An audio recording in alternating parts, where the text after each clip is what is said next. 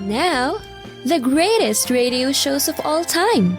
Suspense. The Shadow Node. Washington calling David Harding, counter-spy. Classic radio theater. The Great Gildersleeve. Fibber McGee and Molly. Dragnet.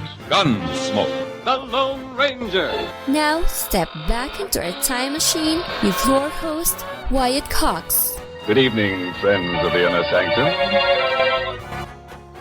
Comedy and crime on this Thursday. Willard Waterman is the Great Gildersleeve. Groucho Marx in an hour-long episode of You Bet Your Life. I Was a Communist for the FBI, starring Dana Andrews and Dick Calmer as Boston Blackie. And we'll wrap it all up with our end-of-the-week episode of Claudia. That's coming up next on this Thursday, 2nd day of July, 183rd day of the year, the middle of the year. 182 days left in the year. Continental Congress adopted a resolution severing ties with Great Britain on this date in 1776 through a public declaration of independence not formally printed for the masses for 2 more days, July 4th. John Hancock signed the Declaration on this date in 1776. In 1777, Vermont became the first state of the Union to abolish slavery.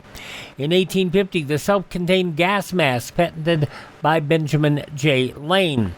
Charles J. Guite shot and fatally wounded President James Garfield on this date in 1888, who eventually died on September 19th. Infection. They had not adopted sterile medicine as of that time. Congress passed the Sherman Antitrust Act on this date in 1890, and in 1970, 48 died in rioting in East St. Louis as lower-paid black laborers clashed with whites.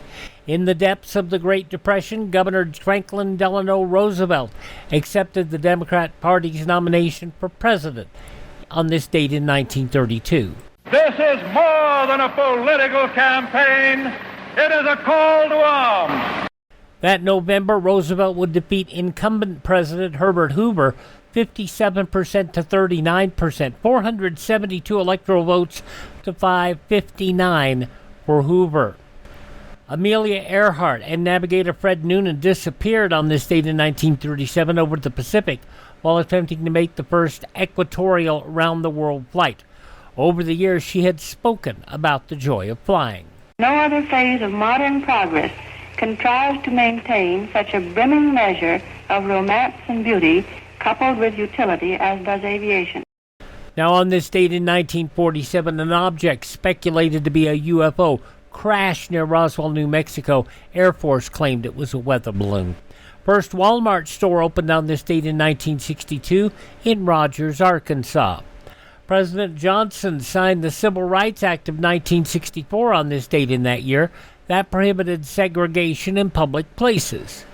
My fellow Americans, I am about to sign into law the Civil Rights Act of 1964. I want to take this occasion to talk to you about what that law means to every American. 188 years ago this week, a small band of valiant men began a long struggle for freedom. They pledged their lives, their fortunes, and their sacred honor, not only to found a nation, but to forge an ideal of freedom, not only for political independence, but for personal liberty, not only to eliminate foreign rule, but to establish the rule of justice in the affairs of men. That struggle was a turning point in our history.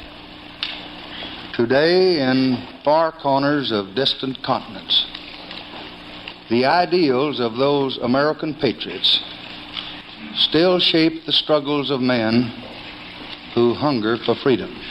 President Johnson on the signing of the Civil Rights Act on this date in 1964 rather. 10 years later, President Nixon was in Moscow, and he addressed the people there. Our two nations bear a shared responsibility toward the entire world. And we too must plant now so that future generations will reap a harvest of peace. A peace in which our children can live together as brothers and sisters, joining hands across the ocean in friendship, and ushering in a new era in which war is behind us, and in which together in peace we can work toward a better life for our people and for all people. The address made on the occasion of President Nixon's visit to Moscow in connection with the joint American-Russian space project. North and South Vietnam, divided since 1954, reunited on this date in 1976 to form the Socialist Republic of Vietnam. Yes, it is still a socialist nation, and yet it is quite a beautiful nation. The first U.S. coin to honor a woman, the Susan B. Anthony dollar, introduced on this date in 1979. 1 year later, on this date in 1980, President Carter signed a bill requiring registration for military selective service. It's a precautionary measure. It's designed to make our country strong and to maintain peace. I would like to ask the support of all Americans for this move. Americans in the age that will be registered, and Americans of all ages who believe in a strong country, who believe in patriotism, who believe in maintaining peace through strength. Carter stressed while registration was mandatory, there was no required service yet. And 1983, the Police released their final album, Synchronicity. It spent 17 weeks at number 1 on the U.S. album charts. 1985, Andrei Gromyko appointed the chairman of the Presidium of the Supreme Soviet of the Soviet Union. 1994, a U.S. Air DC-9 crashed near Charlotte Douglas International Airport as it tried to take off. Airport Director Jerry Orr said poor weather conditions prompted the pilot to abort the takeoff. He announced he was going to go around, which means he would have aborted the takeoff. He landed in a field beside the runway. 37 of the 57 on board died. Harry Potter and the Chamber of Secrets released to the public on this date in 1998 as the second installment to the Harry Potter book series. Vicente Fox Quesada elected the first president of Mexico from an opposition party on this date in 2000, the PAN party, after more than 70 years of continuous rule by the PRI. American businessman Steve Fawcett became the first person to fly solo around the world nonstop in a balloon on this date in 2002. 2003, President George W. Bush promised to deal harshly with those who attack American troops in Iraq, saying, "Bring them on." The president then, in 2007, commuted the sentence of former aide Scooter Libby, sparing him from a 2.5-year prison term in the CIA leak case. Passing away on this date in history, Ernest Hemingway, Mike DiBiase, the father of Iron Mike DiBiase was that he went by, the father of Ted DiBiase, the $1 Million Man, actress Betty Grable, Soviet politician Andrei Gromyko, actress Lee Remick, actor Fred Gwynne, actor Jimmy Stewart, also author Mario Puzo, comedian Jan Murray, soprano Beverly Sills, and auto executive Lee Iacocca. Birthdays on this date include Supreme Court Justice Thurgood Marshall, conductor Frederick Fennell, Festus on the television version of Gunsmoke, Ken Curtis, also fast food Dave Thomas from Wendy's, Flo from Alice, Polly Holiday, passed away last year at the age of 88. Paul Williams of the Temptations, born on this date as well. Gene McFadden, born on this date. And the wonderful singer Jenny Rivera, all born on this date. They are now performing on an entirely different stage. Hi, this is Jeff Foxworthy. It is now time for the birthday announcements. The following people are now officially older than dirt. To NASCAR fans, he was the king. Richard Petty turns 89 today. TV producer, mostly from Seinfeld, Larry David, who was talking about being in line for ice cream behind a woman trying a bunch of different samples This is so rude. Just the plain chocolate. You know, you're like a sample abuser. That's what you are. What's the matter with you? You're abusing your sampling privileges. What do you One think they sample, have these little two samples the spoons most. for? That clip from Seinfeld, Larry David, 79 today. She was married to Mick Jagger and Rupert Murdoch. Think of two different people. Jerry Hall, 70 today. Wrestler Bret the Hitman Hart, 69. Also a referee celebrating a birthday today because he's been reffing for a very long time. He was in WCW and in WWF and E. Charles Robinson, because of his resemblance to Ric Flair, they referred to him as Little Nate. He is 62 today. And Scotty 2 Hotty, who used to be a wrestler. Now he's in All Elite Wrestling as a producer and coach. He is 53 today. Let's move to some singers here. How about Michelle Branch, who is 43? 2002.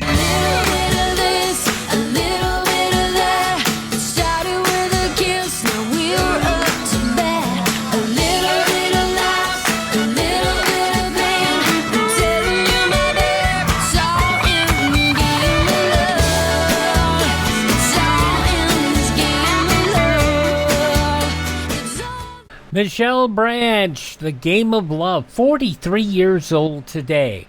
From High School Musical, Ashley Tisdale is 41. Lindsay Lohan turns 40 today. Come on, Mom. Everyone's got one. Everyone has one. I can't believe you. You're ruining my life.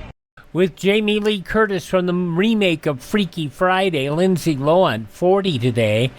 And Margot Robbie is 36. What was that? I should kill everyone and escape? Sorry. The voices. From Suicide Squad, Harley Quinn, 36. Those are just a few of the people celebrating the second day of July as their birthday. If this is your birthday. We baked you a birthday cake. If you get a tummy ache and you moan and groan and woe, don't forget we told you so. Happy birthday! Happy birthday! Make a wish, dear, and blow out the candles. Here they go.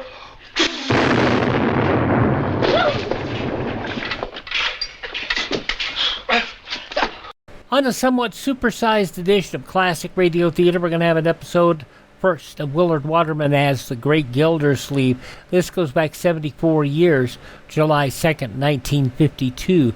Very seasonal in nature, as the 4th of July speech is being competed between Gildy and Judge Hooker.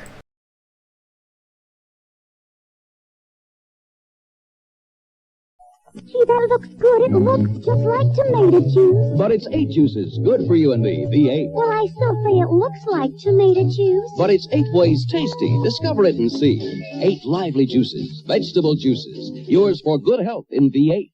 But I still say it looks like tomato juice. Well, just take one taste of V8. Wow, it sure doesn't taste like tomato juice. Of course not. It tastes like V8. Great. V8 cocktail vegetable juice from Campbell's. We continue here on Classic Radio Theater with Wyatt Cox with an episode of The Great Gildersleeve starring Willard Waterman. This from 74 years ago, July 2nd, 1952. The Kraft Foods Company presents Willard Waterman as The Great Gildersleeve.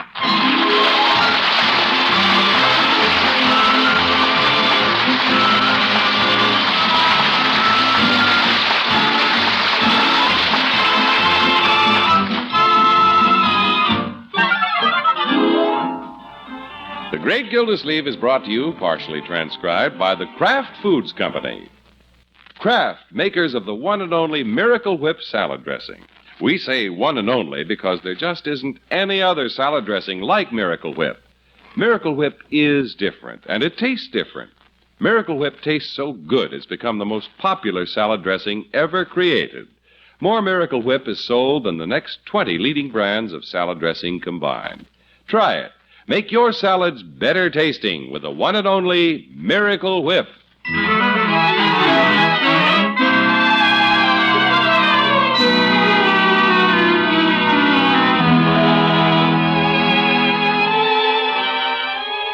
The great Gildersleeve has never plunged into the sea of matrimony, but he does like to dangle his toes in the water once in a while.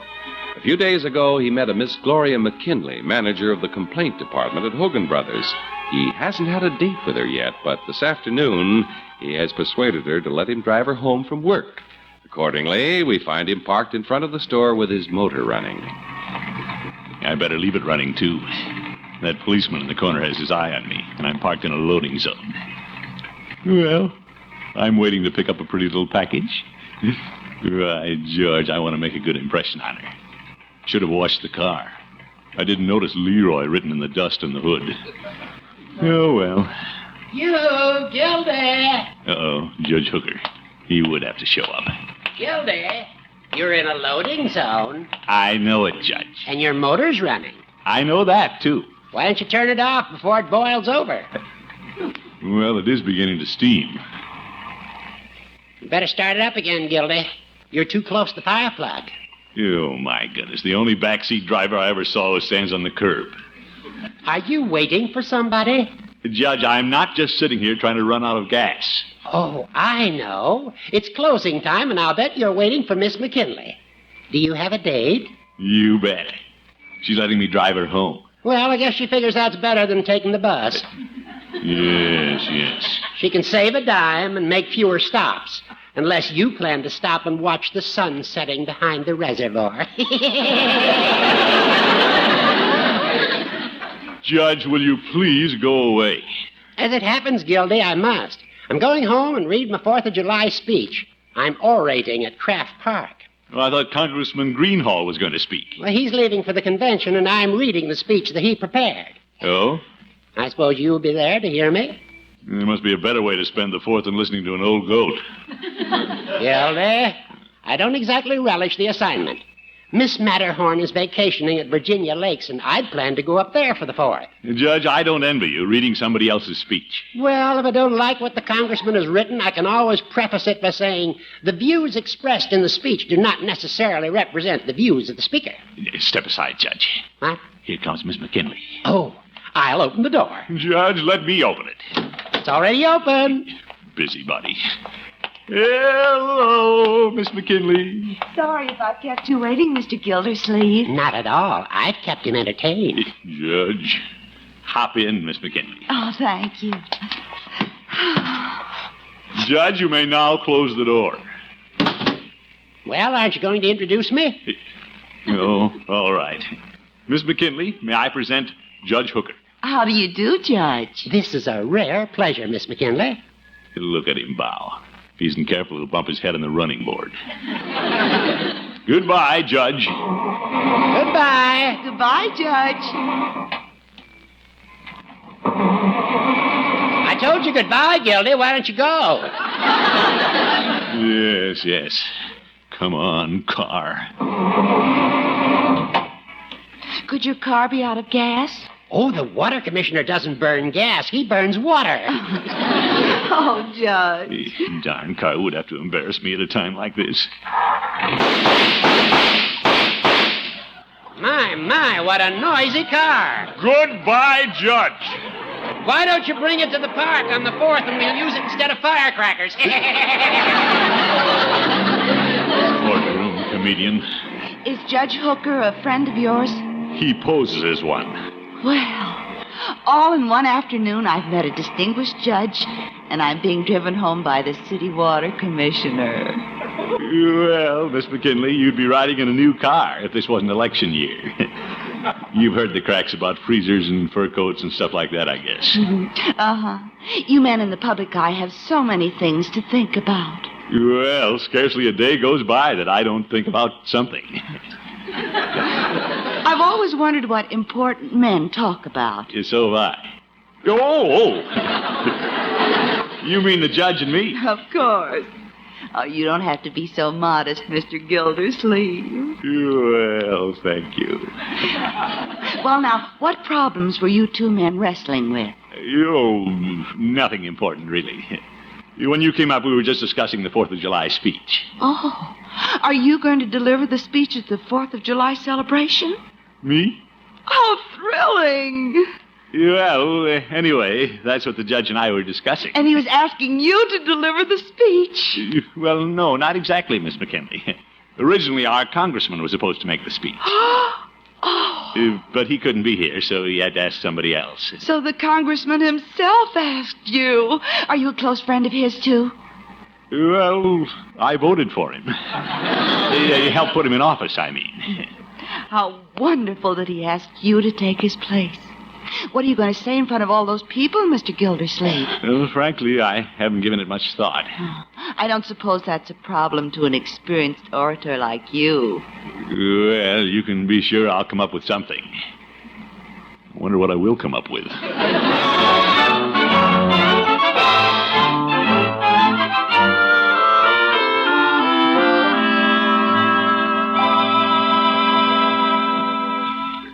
So that's how it happened, Marjorie. Now I'm behind the 8 ball. Unky, why did you lead her to believe you were going to make the speech? I didn't. When a woman wants to believe something, she just believes it. I got an idea, Unc. What's that, Leroy? Tell her you can't make the speech because you have laryngitis. But I don't have laryngitis. Go get your feet wet and catch it. Leroy, don't be ridiculous. I'm not even supposed to give the speech. That's Judge Hooker's job. Why didn't you just tell her Judge Hooker was supposed to do it? Well, she made it sound like such a big thing, I couldn't say no. She'll probably be sitting in the front row, and if I don't appear, she'll think I'm a braggart. Yeah. She'll think I'm just trying to attract attention to myself. Yeah. She'll lose respect for me. Yeah. She'll think I'm just a big... Windbag? Yeah. Leroy. Well, just helping you out. Yeah, well, don't put words in my mouth. Okay. What are you going to do, Unky? Well, now that I'm in this deep, there's only one thing to do. Call her and tell her she made a mistake about the whole thing. She made a mistake. Well, she got the wrong impression. I'll tell her Judge Hooker is making the speech. Oh, I think that's very wise, Unky. You bet. She'll like me better if I tell her the truth. Yeah, I'll drive over and see her right now and clear up the situation. I did it! All right, Bertie. If it's for me, I'm just leaving. Yeah, Chris. It's Gilsey, President. One moment, please. It's you, Miss Gilsey. Bertie, I said I was leaving. Yes, sir, but this is a lady. And when there's a lady on the phone, I know you ain't going nowhere. Oh, well. Hello? Hello, Mr. Gildersleeve. This is Gloria McKinley. Miss McKinley? Oh, yes, Miss McKinley. Well, I was just thinking about you. There's something I want to talk to you about. Oh, I hope you don't think it's terrible of me to phone you, but there's something I must talk to you about, too. Good. Glad you called, but first let me clear up something about that 4th of July speech. Speech of yours is what has me so excited. I've just had the most marvelous idea. Oh? Hogan Brothers is having a special 4th of July window display. Fine. Now, about the speech. I'm coming to that. I'm so thrilled about your making the speech. I'm having our art department put a sign in the store window. The sign in the window? Telling people not to miss the important address to be delivered in Craft Park by Commissioner Throckmorton P. Gildersleeve. Zeke. What? Miss McKinley, you shouldn't have done that. Oh, it was nothing. Yes, it was. You don't understand. Suppose I don't even make the speech. But you said you were going to. Now, wait a minute, Miss McKinley. Mr. Gildersleeve, you weren't just leading me on, were you? Miss McKinley, I'd never do that. Oh, I'm sure you wouldn't. Now then, what did you want to talk to me about? You said there was something that needed clearing up. Clearing up? Oh, yes. Well, it's a little cloudy. I hope the weather clears up so I can give that speech. The sun is shining at my house. It isn't shining over here.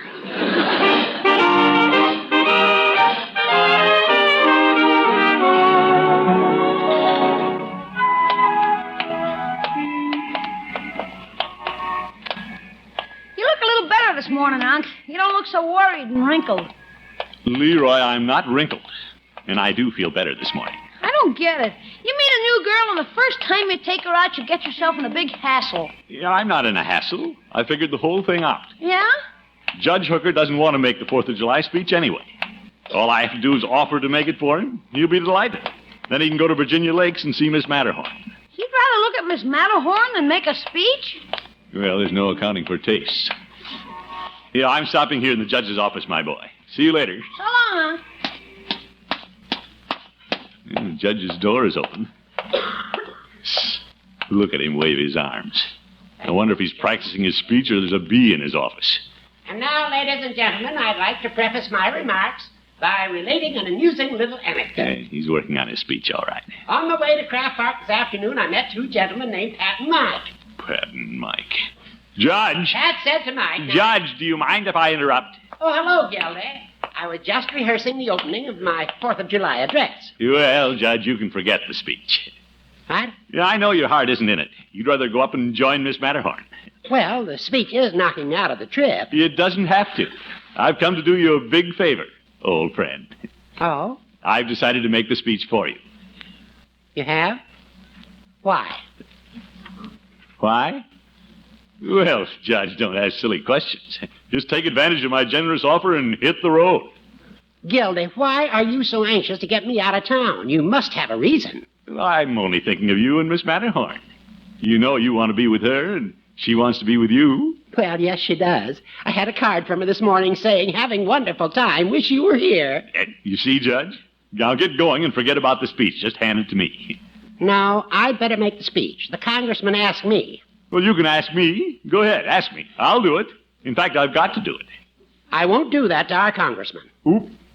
You know I'm a better speaker than you are. Is that so? I heard you speak at the Elks Club once, and even the stuffed elk got up and walked out.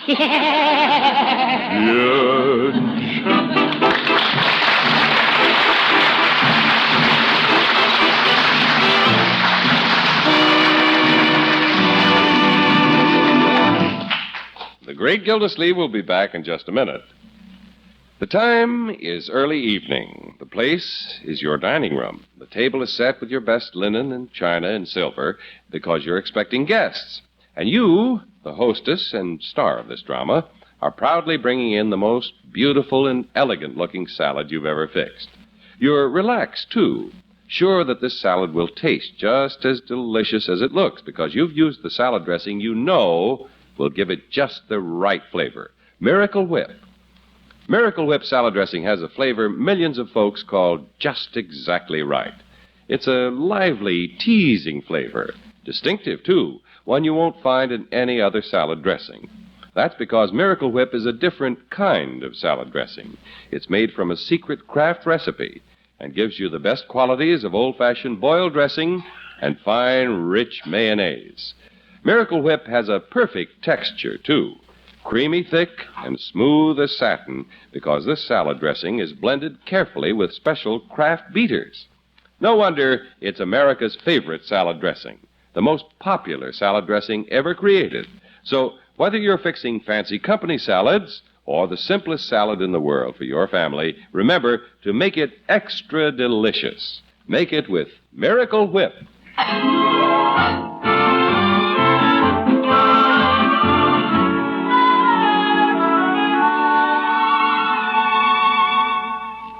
Well, the great Gildersleeve was so anxious to impress his new girlfriend, Miss McKinley, that he was willing to let her believe he was making the important 4th of July address in Craft Park.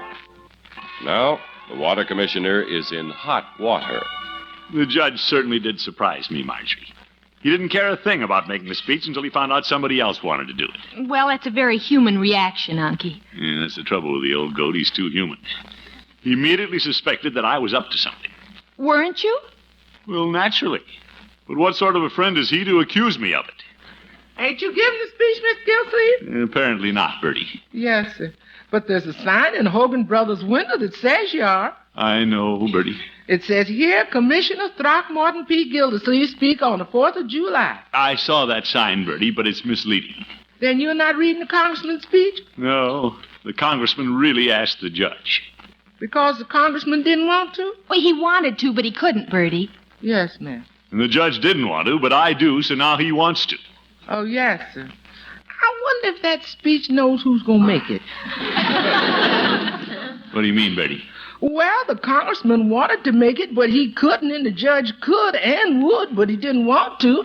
Then you come along and want to, but couldn't, because when you wanted the judge to give it up, he wouldn't. Bertie, it isn't funny.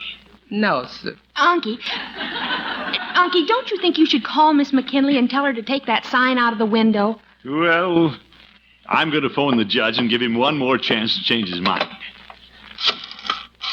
I hate to crawl back to him and beg him, but beggars can't be choosers. Hello? Judge Hooker speaking. Hello, Judge. About that speech you don't want to give. What about it, Gildy? Well, I just wondered if you wouldn't reconsider. I have reconsidered. You have? My answer is still no. Oh, my goodness. I saw that sign in Hogan Brothers' window. Well, then you see, I have to make the speech or I'll be the laughing stock of the town. Good. May I be the first to laugh? Now hang up, will you? I'm busy. I have a million things to do. But I have to study my lines, go to the barber shop, stop by the cleaners from a blue suit. The only one that I can wear for the speech. Oh? You don't have another suit? When I thought I was going to rough it at Virginia Lakes, I sent all my suits to the cleaners. They're rushing my blue serge for me. Well, Judge. Horace. Old friend. If you're so busy, why don't I stop by and pick up your suit for you? Would you do that for me, Gildy? You bet. Naturally, I want to do anything I can to help make the 4th of July a success. Well, Gildy, be sure to pick it up before 5. The cleaners are closed over the 4th. Don't worry, Judge. You'll have something to wear. Thank you, Gildy, old friend. I have to hang up now and get busy. Yeah, I have to get busy, too. Goodbye, Judge. Goodbye. You don't seem the least bit upset about not getting to make the speech. Oh, not a bit, my dear. Just imagine. The judge doesn't have a thing to wear tomorrow. What's so funny? Unky, you are going to pick up the judge's suit, aren't you? Sure. But there could be many a slip between the cleaners and Judge Hooker's house. Bertie! Yes, sir? Is Leroy's little blue suit up in the closet?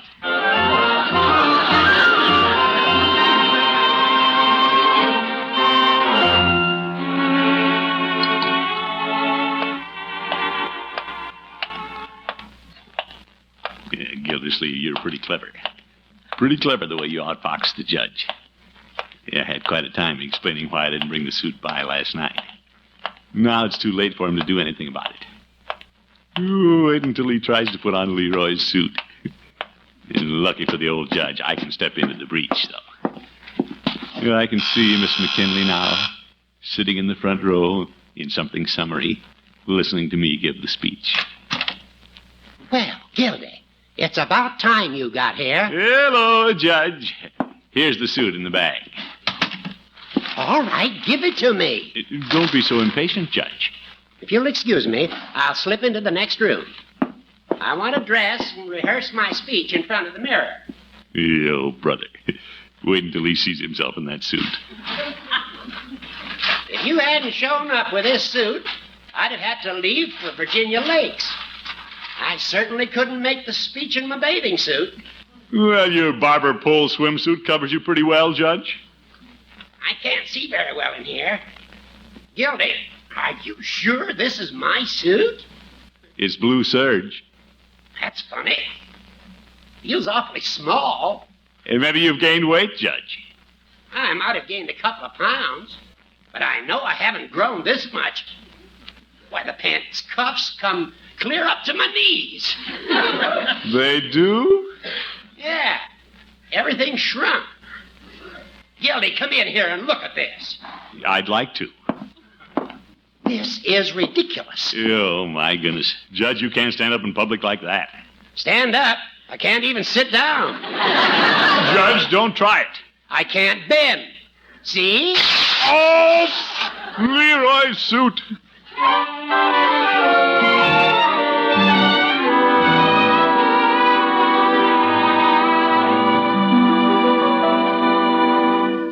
Bertie, how's my new suit? I'm going to need it. It's pressed and in the closet. Are you making a speech? You bet. The judge is on his way to Virginia Lakes. Yes, sir. You should have seen him trying to squeeze into Leroy's pants. Yes, sir. Where's Leroy's suit now? Well, I'll have to buy him a new one. But it was worth it.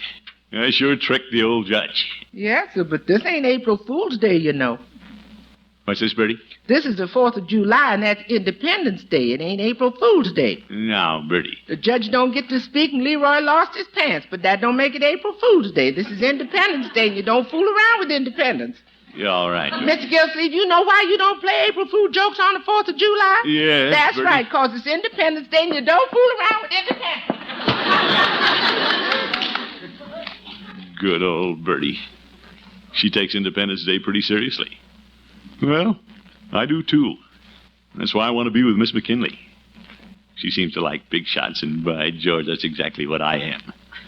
I'll mesmerize her with my speech, and then take her to the hot dog stand. Never mind, Bertie. I'm right here. Wonder who that is. Hope the judge didn't decide to come back and speak in his bathing suit. Hello, Throckmorton. Miss McKinley. I didn't expect to see you. Come in. Oh, I haven't time. I just stopped by on my way out of town. Out of town? But I just couldn't leave without wishing you luck with your speech today. Miss McKinley, you're not going to be there? Oh, didn't I tell you? I'm going to Hogan Brothers' 4th of July picnic with the assistant manager. Assistant manager? But I thought you wanted to hear me speak. Oh, I do, but I can't afford to offend the assistant manager. You can't?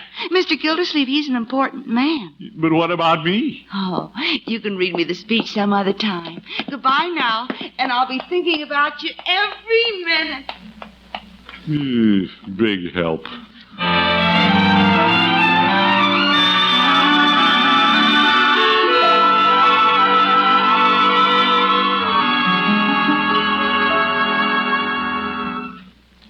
What are you leaving for the park, Unc? Oh, I don't care whether I go or not, Leroy. Somehow my heart isn't in reading the speech. Well, gosh, you sure worked enough angles to get the chance. Now, Leroy, all this is Judge Hooker's doings. What? What a sneaky thing to do. Run off to Virginia Lakes and have the time of his life, toss his old speech in my lap. Get him. Oh, brother. I don't have to make this speech. I'm not trying to impress anybody. Oh, that's right. She ran out on you, didn't she? Leroy. Mr. Gildersleeve, aren't you putting on your new suit? Oh, I don't know, Bertie. It's getting late. I see people heading for Craft Park. I'm going to parade with the Boy Scouts, Unc. Good for you, my boy. I just saw a man in a uniform pass here with a bass drum. There's going to be big doings today. Great. Leroy, I think I'll let you take the speech down and give it to somebody on the committee. Yeah? Who? Well, give it to Mr. Sprague. He likes to be in the limelight. Is this a speech here on the table? What's the speech about? It says freedom. And you ain't going to read it, Mr. Gildersleeve? Bertie, it isn't my job.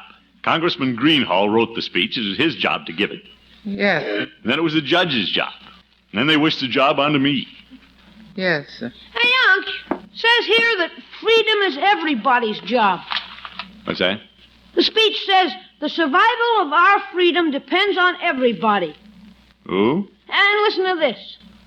If we want to preserve the liberties we commemorate on this 4th of July, each of us must conscientiously work at being good citizens. Yes, sir. If you want to do anything right, you got to work at it. If you want to be a good cook, you got to work at it. If you want to be a good citizen, you got to work at it. That's true, Bertie. Hey, get a load of this, Unc. Being a good citizen means voting in elections, keeping informed and making our opinions known to our representatives, serving on juries and school boards, and... Unc, how about that time you wiggled out of jury duty? Well, I did get off the jury, but I was serving on the school board at the time. Let me see that speech, Leroy. Sure. Freedom. Represented. This makes a lot of sense. Our American heritage, the rights and liberties which we cherish, must be made an increasingly vital part of our everyday life. We must work together to keep our freedom, not just take it for granted. That's right. By George, we'd better watch it. We could lose some of those liberties before we know it. Come on, Leroy, we're going down to Craft Park and tell them a thing or two.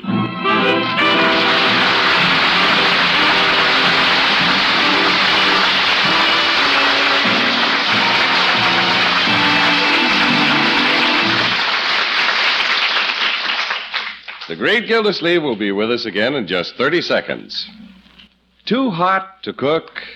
Make a cool, easy salad main dish and make it really delicious with Miracle Whip salad dressing.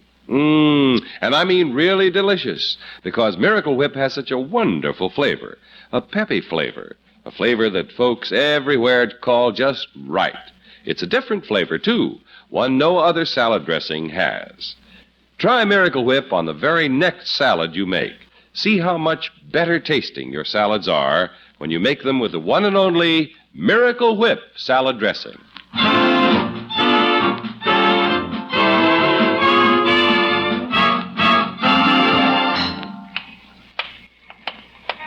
You got the speech, Unc? You bet. Right here in my inside pocket. Boy, if you lost that, you'd be sunk. Oh, I don't know. Oh, you gotta have something to read. You haven't got it memorized. Well, I'd get up there and say something. I know a few things, my boy. I've got quite a bit of history right at my fingertips. Yeah? Yes, indeed. Did you know, my boy, that yesterday was the 85th birthday of one of our closest neighbors? Oh, Mr. Bullard? Mr. Bullard, no. It was the 85th birthday of our country's good neighbor to the north, Canada. No kidding. That's right. The United States and Canada have been good neighbors for more years than you could count, working together, each contributing to the prosperity of the other. We have the kind of working friendship that should be a lesson and an inspiration to other countries all over the world. All right, George, let's all wish Canada a happy birthday. Good night, folks.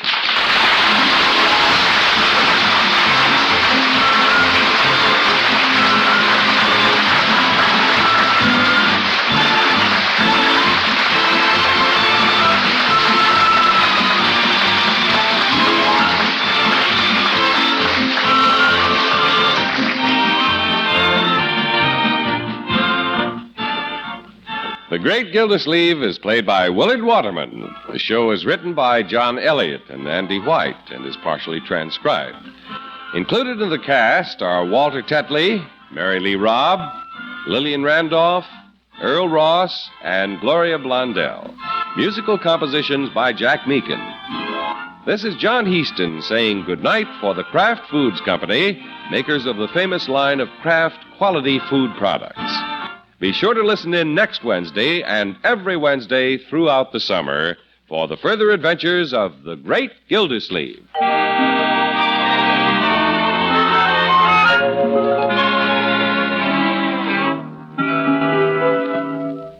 Who likes sandwiches? Just about everyone, when they're made with Miracle Sandwich Spread. Miracle Sandwich Spread gives sandwiches a wonderfully different, delicious flavor. Created by Kraft, Miracle Sandwich Spread is made from America's favorite salad dressing, Miracle Whip, and spicy relishes. For quick, easy, thrifty sandwiches, use Miracle Sandwich Spread alone between slices of bread, or use it along with the meat or cheese sandwich filling you like best. Get it tomorrow. Miracle Sandwich Spread.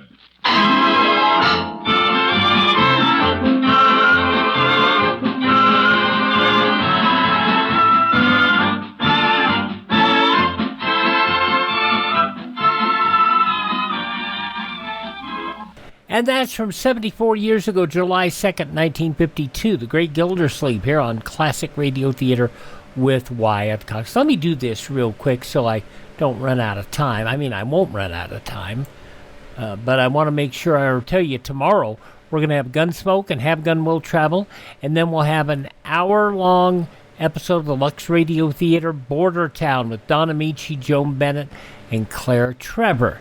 On Saturday, Zazu Pitts is the guest on the Chase and Sanborn Hour, along with Life of Luigi and Anthology.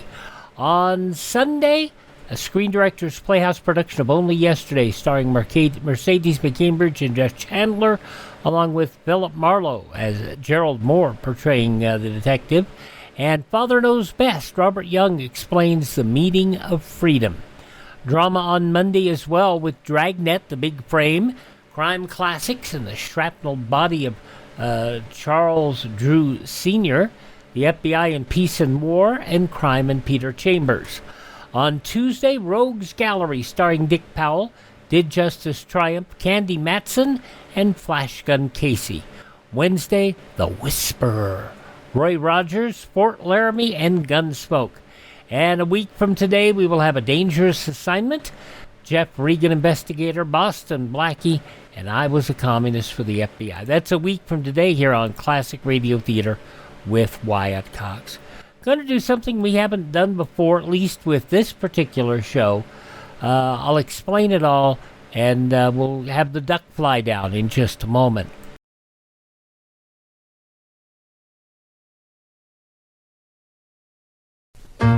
Beacons brings the moving prices down. Beacons has the lowest cost in town. We cost you less cause we move you faster. Every man is a moving master. We're the best train moving men around. Did you ever see a Beacons man at work? That's poetry in moving. Beacons brings the moving prices down. Yeah, yeah, yeah. Beacons. Now there are no local moving rates lower than Beacons. Did you ever wonder how Groucho Marx show always was just so bop, bop, bop, bop, bop, fast, fast, fast, fast, hit joke, great joke? It's because it was heavily edited. You're going to find out how much as we're going to play the first part of a hour-long Groucho Marx You Bet Your Life. This is an unedited copy, and I believe it was recorded on this date in July 2nd, 1956.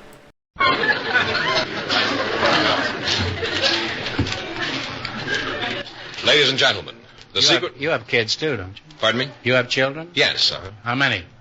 3. Are you married? Ladies and gentlemen, the secret word tonight is name. N-A-M-E. Really? You bet your life. And now, here he is, the one, the only...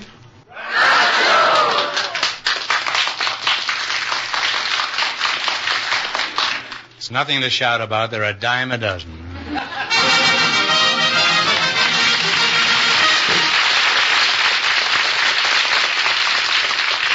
Well, here I am again with $2,000 for one of our couples, and if any of them say the secret word, the duck will come down and pay them each $50.50. Our duck gives away more money than any other duck on the air. No other poultry farm can make that statement. The word tonight is name. Hasta la vista. Okay, Rockefeller, take off. George, who's first? Well, Mrs. Sylvia Thompson and her partner Ben Zeppa are waiting. Are you wearing a foundation? No. You look thinner tonight. I do? I guess the way you're standing. I guess it must be. I just thought you were wearing a foundation. Well? Have you ever worn one? No, I never have. Wouldn't hurt you to get one. I think Mrs. Thompson and Mr. Zeppa are still waiting out there. He's waiting out where? Right out here. What, do you have them tied up or something? No. There they are now. Oh, well, welcome. Welcome from Moose Lodge, number 9, East Liverpool, Ohio.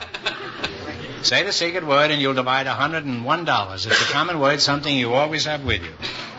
Well, let's see. Sylvia Thompson and Ben Zeppa, eh? You make quite a combination there. Sylvia, how tall are you? I'm 6'1" in my stocking feet and almost 6'4" in my heels. No. Well, do you know a lot of heels? No.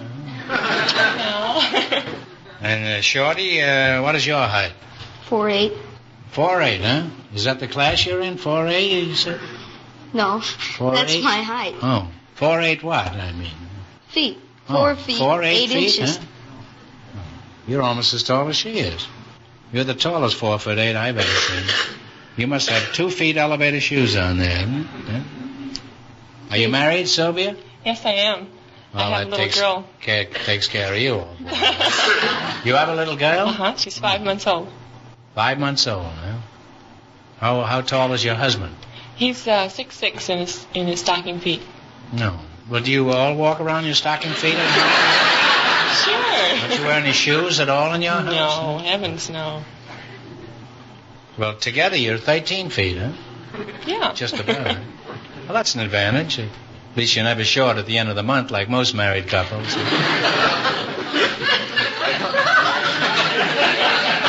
How did you meet this dinosaur, Sylvia? But dinosaur? Isn't she a singer, Dinosaur? Well, this giant, that captivated you? Well, we were at a tip-topper dance, and You were where? I met him at a tip-topper dance. Tip-topper dance. Yeah, we were dancing. Now, what do you do? Go walk around and tip your tops? No, that's a club. That's a club? That's a club for tall people. Oh. The girls have to be 6 foot in their stocking feet. Stocking feet. Here we go again. And the boys have to be 6'4" in their stocking feet. Pretty gamey around there, isn't it? And they make sure that they're that size too, because in the introductory dinner, well, they measure them, and they have a They stick. measure them? What do they have, an undertaker there that they lie down and measure? No, they have a little stick that's called Little Joe, and you stand on it in your stocking feet, and you have a light on. The light goes out if you measure that correct height. And if you don't, he goes out, huh? Well, a lot of times they stretch people. They one time they held. Was that a 7th inning stretch or just can they stretch any inning? One time they put a girl over the balcony and they held her, so she stretched. They held her in the balcony? I held a girl once in the balcony, but I didn't stretch her. I just held her, that's all, until the usher threw us both out. And she got in, too. She got in the balcony? No, she got in the club. Oh. Well, is the club in the balcony? Or don't you have a club downstairs? No. The club is a social club. Well, it's quite for tall evident, people. I mean. And we have lots of fun. Mm-hmm. Stretching each other, huh? Yeah, oh, yeah. Well, you sound like you and your husband make an ideal couple, Sylvia. And if I ever wind up sitting in back of you in a movie theater, I'm certainly going to ask for my money back. Your name is Ben Gazzara?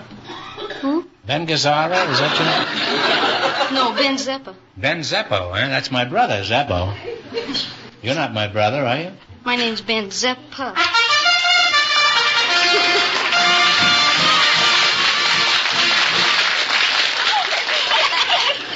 You said the secret word, Ben Zeppo. So you and your partner each get $50.50. Okay, beat it. There you are, and you'll get the 50 cents later. We just don't have any change.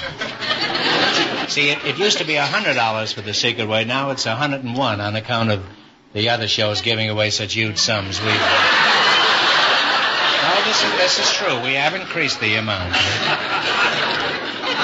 Because we don't take a back seat for anybody. I didn't know what I said. How old are you, Ben? 13. 13. Huh? You must lead a very clean life because you don't look a day over 30. Were you named after Benjamin Franklin? No. Who were you named after? Big My Ben, father. the alarm clock? No. Oh, your father is an alarm clock? No. Oh. I never was 13 years old. I was 12 once. In fact, I was 12 for about 8 years. In fact, all the brothers were when we used to travel in Baltimore. If you were 12 or under, then you went on half fare on the railroad train. And for years we traveled this way. I remember once my mother used to travel with us, and we didn't need her, but she thought we did. And the conductor came along and asked for the tickets, and she gave him 4 half-fare tickets. And he says, "Where are the kids?" And she said, "Well, they're on the train someplace." And he looked in the washroom, and Harper was shaving in there. This is true. And the other 2 boys were in the baggage car shooting dice. And I was making a play for a dame across the aisle. The conductor come back and says, "Mrs. Marx, if these kids of yours are under 12, I'm too young to be running this train," and he jumped off at the next station.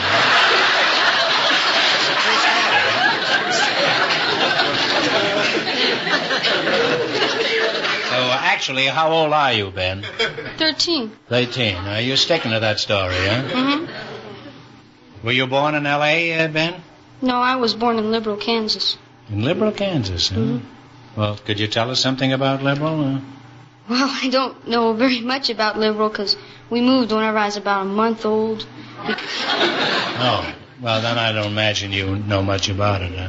Oh, well, I know that my grandfather worked there in he owned a machine shop, and the machine shop burned down, and he didn't have no insurance, so. Well, it's very silly of him to set fire to this thing if he had no insurance. You tell your grandfather the next time he wants to practice arson to take out the insurance first. Because that way you can be pauperized in no time. Do you have any brothers and sisters? Now talk slowly so I can get this stogie lit, huh? I have 3 brothers. Talk slower, huh? I have 3 brothers and 1... Okay, speed it up. I have 3 brothers and 1 sister. Oh. How do you get along with your brothers and sisters? Okay, all except for my little brother, 6, Jimmy. I tell him to come in the house, and I go and get him, and he won't come, so I hit him, and he starts crying, and he comes to my mother, and my mother gives me heck, so if I don't get him, I get heck, and if I get him, I get heck.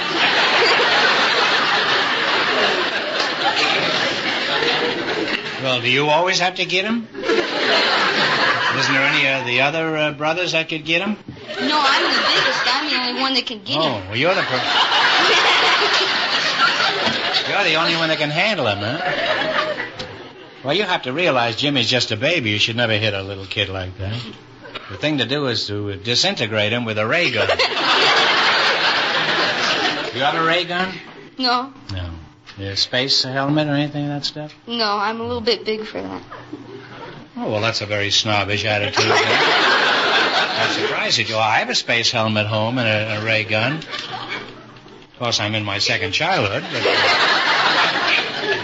Do you have any girlfriends, or are you too small for that? No, I have 1 girlfriend. You have 1 girlfriend? Yeah, 1. Only 1? 1. Well, how serious is this romance? Do you eventually plan on marriage to this charmer? I'm going to be a bachelor. What are you teasing her for? What do you go with her for? I don't know. You mean you go with her and you don't know why you're going with her? Well... You ever hit her? Well... I mean, to make her get in or anything? No, I don't hit him. Well, why do you object to matrimony? I mean, have you been observing matrimony? Well, yeah, but see, if you want to go fishing in that like I do, and I like to go fishing, and you go, and she doesn't want you to go, and you come back with a big fish, and then she won't cook it. And this is your reason for remaining single? Because she won't cook the fish? You know, in Eskimo, they have marriages up there, too, and they eat their fish raw. You could try that, you know. Would you get married if she would cook the fish? You wouldn't, huh?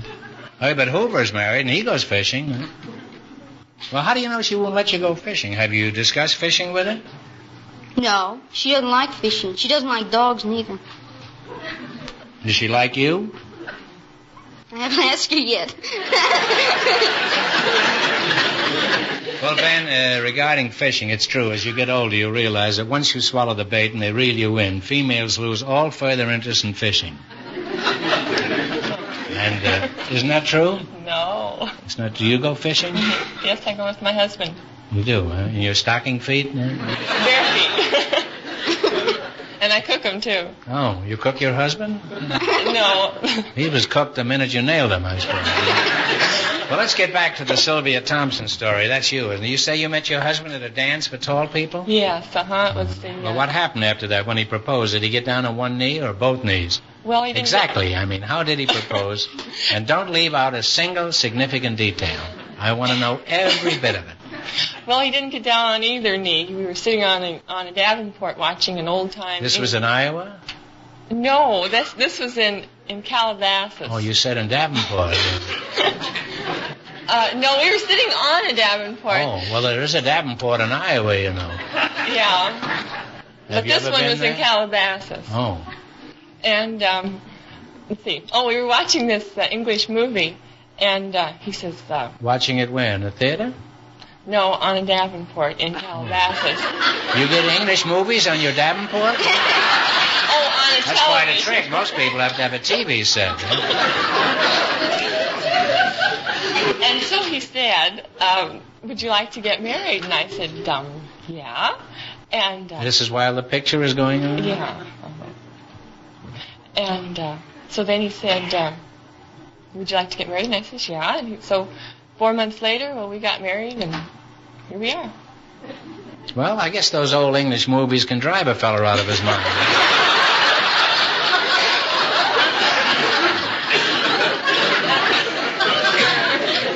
What was the picture, do you remember? I haven't the slightest idea. Well, was it a romantic picture that perhaps stimulated this interest? Well, gee, I don't even remember. I just remember this blimey talk in it. Limey talk? Limey talk. Oh. They were saying blimey. Oh, I see. Well, have you ever gone with a short fellow? Well, I've danced with a short fellow. Yes, several short fellows. Yeah, and it's no good? That's what was so exciting at this first Tip Topper dance. Well, it was just the most wonderful feeling. Everyone is as tall or taller than I am. Well, but isn't there something nice about dancing with a short fellow so you can't see his face? You have a point there.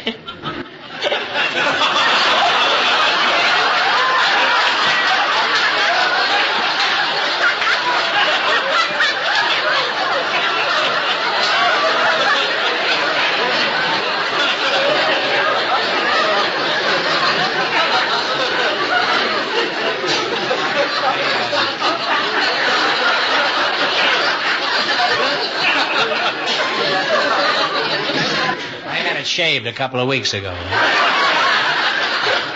Ben, I realize the interests of a 12-year-old boy are pretty varied, but what do you like to do best of all? I like to sing. You sing? Mm-hmm. Oh. Well, what do you do? You sing. Are you in the glue club or the glee club at school? No, I don't like the Glee Club too well because they sing these long-haired deals. I like popular tunes. Long-haired deals? Yeah, you know, like, if I were an apple on a tree. No, I don't. What kind of an apple was it? Do you remember? Well, it must have been a Baldwin if it was long-haired, huh? No, just the reverse, I would think, huh? You know, when I was your age, I sang in a Presbyterian church choir in Madison Avenue, New York. This is true. And I sang in this choir until they found out what was the matter with it. Ben, I'd like to hear you sing. Could you sing something for us? What are your favorites? Oh, Mambo Italiano, Heart. Popular songs like that. Mambo Italiano and what else? Heart. Heart. What do you mean, heart? Heart. My heart stood still? No, just Heart. Heart. Is that the name of it? Mm-hmm. Heart, huh? Well, is it gotta have heart? Is that the name of it? No, it's just Heart. That's the first words. You gotta have Heart. And the name of the song is Heart? Mm-hmm. Well, what key do you warble in as a rule? B flat. Mm-hmm. Well, if it isn't good, you'll be flat at the finish of this. Mr. Meekin, could you knock off a few notes for Ben here? Just fake it. Nobody, including your orchestra, will know the difference. Go ahead, Ben. Tell us. You gotta have heart. All you really need is heart. When the odds are saying you'll never win, that's when the grin should start. You gotta have hope. Mustn't sit around and mope. Nothing's half as bad as it may appear. Wait till next year and hope. When your luck is bad and zero, get your chin up off the floor. Mister, you can be a hero. You can open any door. There's nothing to it but to do it. You gotta have heart. Sing it, Ben. Miles and miles and miles of heart. Oh, it's fine to be a genius, of course, but get that old horse before the cart. First you gotta have heart.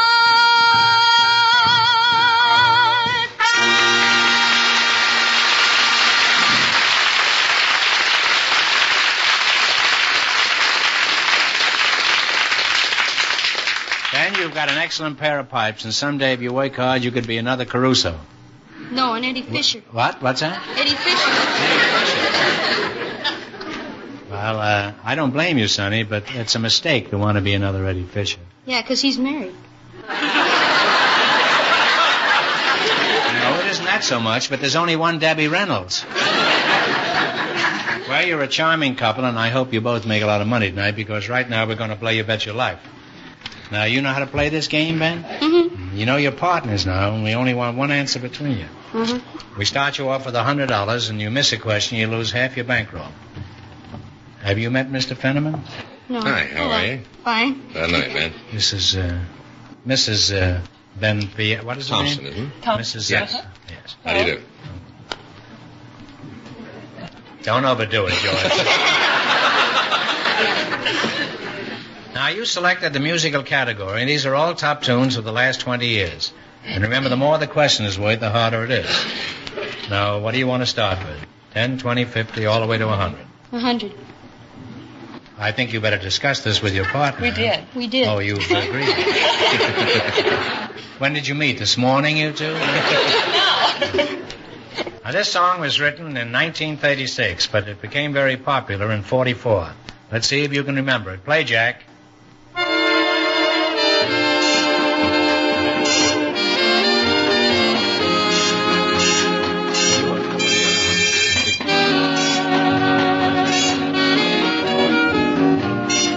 Let's go back. You don't know? Guess. I'll give you a hint. It's not My Country 'Tis a Day.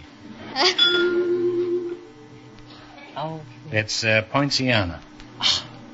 You lost half your 100. You still have $50. Well, now, you've got quite a ways to go. Now, don't go down. What are you going to go for? 80. 90. 90? Originally, this was an old sea shanty, and that became a big hit when a new set of lyrics were added. You tell me the name of it. Okay, Jack.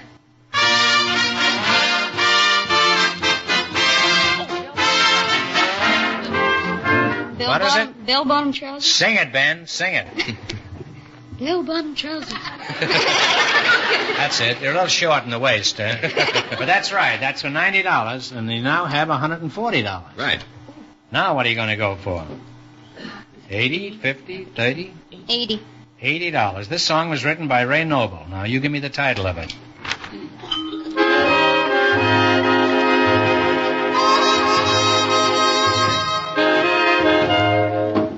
What is it? The very thought of you. The very thought of you was absolutely on the button, huh? You now have $220. Now, it's your last chance to beat the other couples. What are you going to go for? $70? $70. This novelty song was a big hit a few years ago. Let's see if you can identify it. Play, Jack.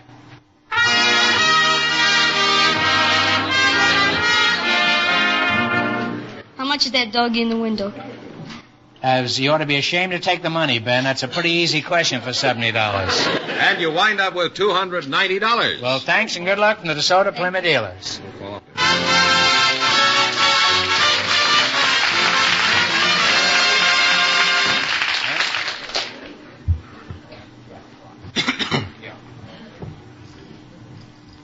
You want to get in the show? No. Did you know Poinciana? Come back later and I'll give you 50 cents.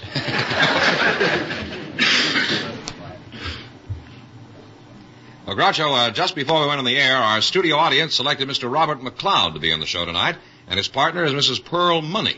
Folks, would you come in, please, and meet Groucho Marx. Welcome to You Bet Your Life. Say the secret word and divide $101. It's a common word, something you always have with you. Pearl Money and Robert, what is it? McLeod. McLeod, huh? Oh. Mrs. Money, last time I saw you, you were in my wallet. Where are you from? Sadlersville, Tennessee. Where? Sadlersville, Tennessee. Sadlersville? You're from the South, huh? Then you're actually Confederate money. Then I went to... I assume you married Pearl, is that right? Yes. Then you married Money, eh? That's true. You're very shrewd. What's his first name? Bill Money. Plain Bill. a $1 or a $2 bill? I'm sorry, Pearl. I just couldn't help it. That joke was burning a hole in my pocket. Well, no more jokes about money. Enough is enough. Now, Pearl, can you lie down on your back and touch your toes? Well, I don't believe I could. Well, try it, huh? Lay down on my back? And touch your toes. You mean you want me to lay down? Yes, this kind of a show. That's the kind of a show we have. Over here, Pearl. Now, you just lie down right here, huh? Now you lie down and then get up and touch your toes. Now touch your toes. It's not easy. Well, that's pretty good. That's pretty good, huh?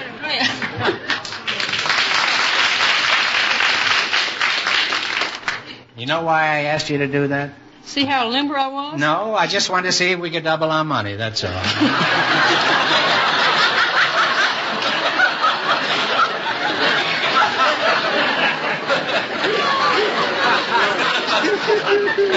You're a good sport, kid.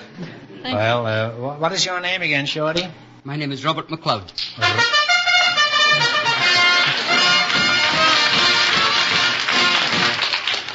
Boy, the natural affinity between the Scots and money is just something that, okay, now beat it. Now, I don't want to see you again tonight. You're pauperizing the DeSoto Company. It's $50 for you and $50 for you because that's the secret word, Ben Piazza. Was that the secret word? Secret word is pearl money. No. Name. Now, what is? Does everybody call you Shorty or what? No, I'm affectionately known as Scotty Groucho. Scotty Groucho? No, Scotty. Scotty, well, that's what they call a dog, isn't it? Same thing. Yeah. Why do they call you Scotty? Are you part Swedish? No, I'm from a place called Queen's Park, which is in the west side of Glasgow, Scotland. Oh. Well, if you were 100% proof Scotch, you'd have a government stamp on the top of your head. Unless you were bootlegged. How tall are you, Scotty? I'm 5 foot, Groucho. Oh. Where do you work? I'm at the Beverly Hilton Hotel in the Red Lion Bar. The Red Lion Bar? The Red Lion Bar. What do you do there? Do you serve short beers? No, I'm a bartender, but I sort of think of myself as a practitioner, you know. Take the beefs about their wives and this and that and the next thing, you know. How they're wrong. Everything's supposed to be pretty swanky at that hotel, isn't it? Is there anything outstanding about your bar besides the price? Yes, insofar as we do not allow ladies in during the daytime. How dreary, eh? Why are women barred from your bar? What's wrong with women? That's a pretty ridiculous question, isn't it? There's nothing wrong with women. No, you bet there isn't, Scotty, and don't you ever say there is. Oh, I agree 100% with that. I'm all for them. Yeah. You for all of them? I'm not that big, Groucho. No. Well, how did the ladies react to this snide discrimination? Well, the ladies sort of reacted to it so violently indeed that we had to shift the opening hour for ladies from 6 o'clock back to 4 o'clock in the afternoon. You mean they can go in at 4 o'clock in the afternoon? They can out from 4 p.m. until 2 a.m. Until 2 a.m. they can stay there? That's from 4 till 12, Oxenschlag, and 9 and Dreitz. You mean they can stay there 10 hours? Yes, they can stay there 10 hours. Well, if they stay there 10 hours, they're no ladies, Scotty. In your opinion, what is the most popular feature of this saloon, Scotty? It must have something. Yes. To keep a woman there for 10 hours. Well, the most popular feature I find in the room is during the daytime when you can see out into the swimming pool and cabana area. We have one window that goes the whole length of the room. Mm-hmm. This is what they call a picture window. A picture window. And it's very beautifully done. And, of course, you can see out the window and see the girls lying at the bathing pool and sunning themselves and... Well, use your own imagination after that, you know. Are you married? No, thank you. I'm happy. Well, who's saving the customers while you're over there with your nose pressed against that picture window? What's the favorite drink in your bar? A peeping Tom Collins? No, Groucho, no. Incidentally, do you know what the Scotch drink? Whiskey, I imagine, huh? Oh, yes, but we drink something else with it. More whiskey, huh? No, we have a beer chaser. You know, over here is a boilermaker. Yeah, that's true. See, the Scotchman always figured that he drank Scotch, he gets drunk. He drank beer by itself, he gets full. So this way he drinks Scotch and beer and gets drunk and full at the same time.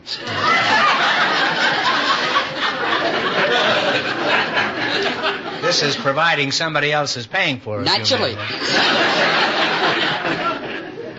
The Scot will pay for the beer, but the other guy pays for the whiskey, is that it? Most definitely, yes. Do you know any Scotch songs, Scotty? Oh, I know a few. Can you... Practically every Scotsman, you know, Roman and the Gloamin', I love the lassie, Doch and Doris. Nice to get up in the morning. That was one of Harry Lauder's favorites. Oh, nice to get up in the morning? Yes. Well, could you sing a few bars of that for the customers? Certainly. Well, tear loose, huh? Oh, it's nice to get up in the morning when the sun begins to shine at 4 or 5 or 6 o'clock in the good old summertime. Good man. But when the snow was snowing and it's murky overhead, oh, it's nice to get up in the morning, but it's better to lie in your bed. Hey!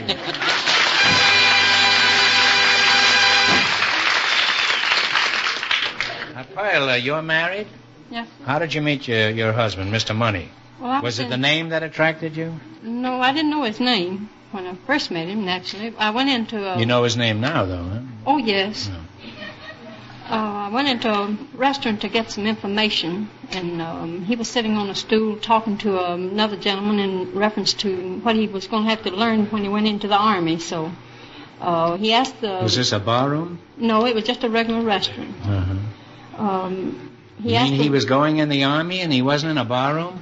No, he probably had been before he got there because he had a load on? cut over his eye, and his eye was bleeding.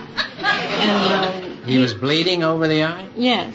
And what was he eating while this was going on? Well, he was more or less talking. I don't think he was doing much eating at that time. And he asked the waitress for a cloth to wipe the blood off his face, and she said, "We don't furnish cloths here to the customers. We only furnish food."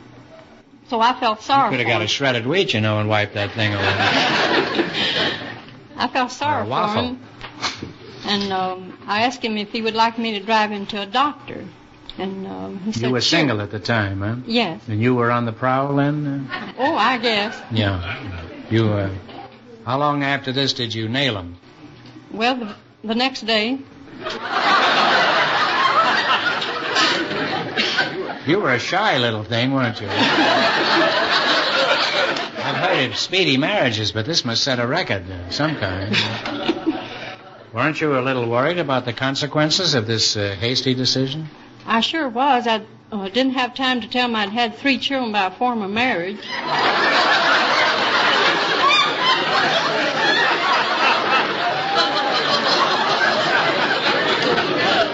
It was a bad week for this fellow, wasn't it? First he gets a crack on his skull, then he gets married, and then the next day he finds out he's the father of 3 children, all in 2 days. That's better than any of the boys on our show can do. Even Clotworthy can't equal that. What kind of work does your husband do now?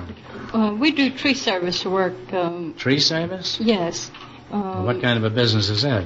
Well, we top and trim and remove trees. And by the way, our location is 332 Southwestern. Money Tree Service. Oh, well, I'll remember that in case I want anything removed in my house. Like some relatives, huh? Well, what do you do while your husband is up in the tree? Are you down below sawing it down? No, I'm generally up there with him most of the time. You don't trust him, huh? Not all the time. He can't get a moment to himself, this fella. Well, are you pulling my leg? I mean my limb? Do you really climb trees? I sure do. Wish we had. Is there a tree in the audience? Well, money may not grow on trees, but apparently there's plenty of money up there climbing around. Huh? Yes, it is. Well, I'd like to go on. You work real hard. Yes. And are you very happy with this present husband? Huh? Oh, yes, very happy. Well, I'm glad to hear that, because as a rule, a marriage that is affected so quickly can frequently turn out disastrously. Sure. And I'm very happy for your sake that this one turned out so well. And do the children love their newfound father? Oh, yes, very much so. How old are the kids? Well, the oldest one is 23, and the next one is 22, and the next one's 21, the next one's 5, and the next one's 4. Oh, there have been some new bushes since the...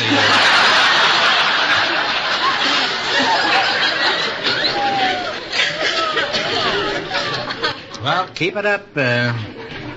Keep it up, Pearl, because if there's one thing we need out here is more population. Well, I'd like to go on with this chat, but the time has come to play You Bet Your Life. You both know how to play this game? Yes, sir. Well, anyway, we want one answer between you. Remember your partners. Now, Now, you've selected a thumbnail movie quiz. I'll give you a brief synopsis of some of the most famous movies of all time, and you give me the title of the movie. Some of these go quite a way back, and remember, the more the questions, boy, the tougher they are. It is. Am. I had my tongue around my eye tooth, and I couldn't see what I was saying. That's an old Ed Wynn joke. Now, what do you want to start with? 10, 20, 50, 100? We'll try 50, Groucho. $50. Well, that's a good Scottish right. My brothers and I made a picture in which practically the whole cast was crowded into a small stateroom in one scene. What was the name of this movie?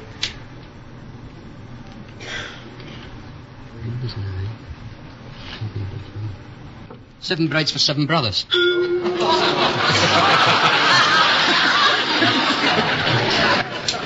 That would have been a much better title, but it happened to be A Night at the Opera. And now what are you going to try? You have $50 left from the 100. So we'll shoot for the other 50, huh, Pedro? Well, you can go for 40 or 60. 50 has been taken now. 50 has been taken. We'll take 60. 60. In 1934, both Claudette Colbert and Clark Gable won Academy Awards for their parts in a Frank Capra comedy. You tell me the name of it. It happened one night. What was that? It happened one night. That's right. It happened one night. You now have $110. Now, what are you going to try? 70? 80? We'll try for 100, Groucho. 100. In 1928, Buddy Rogers, Clara Bow, and Richard Arlen starred in the first big picture about World War I flyers. What was the name of this picture? We Fly Alone? Hell's Angels. No, that's very nice, but you're both wrong. It was Wings. You now have $55. All right, you still got a chance. Now, what are you going to go for? Little ones are easy. Which one? 80? 40? We'll go for 80, Groucho. 80. Now, one answer this time. I don't want two answers like you did last time. In 1942, Greer Garson, that's a countrywoman of yours, and Walter Pidgeon starred in a movie about an English family during World War II. What was the name of this picture? The name of it was Mrs. Miniver. That's right. Mrs. Miniver's right. And you wind up with $135. Now, before you leave, I presume you're a British subject since you work in the Red Line Inn. No, sir.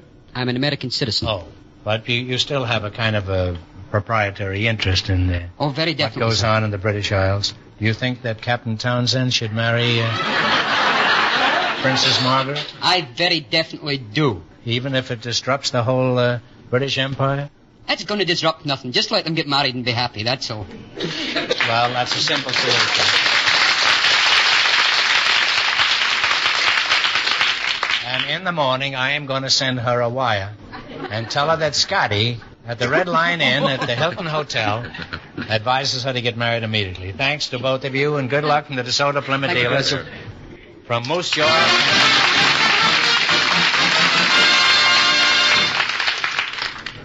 You start to see sometimes they were hit, sometimes they'd miss, sometimes stuff would just probably hit the bit bucket on the floor, you know. Groucho Marx, You Bet Your Life, 70 years ago, July 2nd, 1956.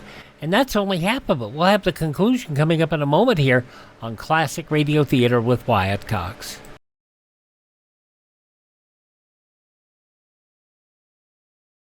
Glenn Campbell for Chevrolet. Hang on, baby, I'm coming home. Hang on, baby, I'm coming home. Every signpost, every diner says I'm coming home. Highways, byways, I'm on my way. Clicking miles in my Chevrolet. People see me in my Chevy, know I'm going home. You can be going home in a 69 Chevrolet with features that show up the competition. Get the lowdown at your Chevrolet dealer's Value Showdown now. Hang on, baby, I'm coming home.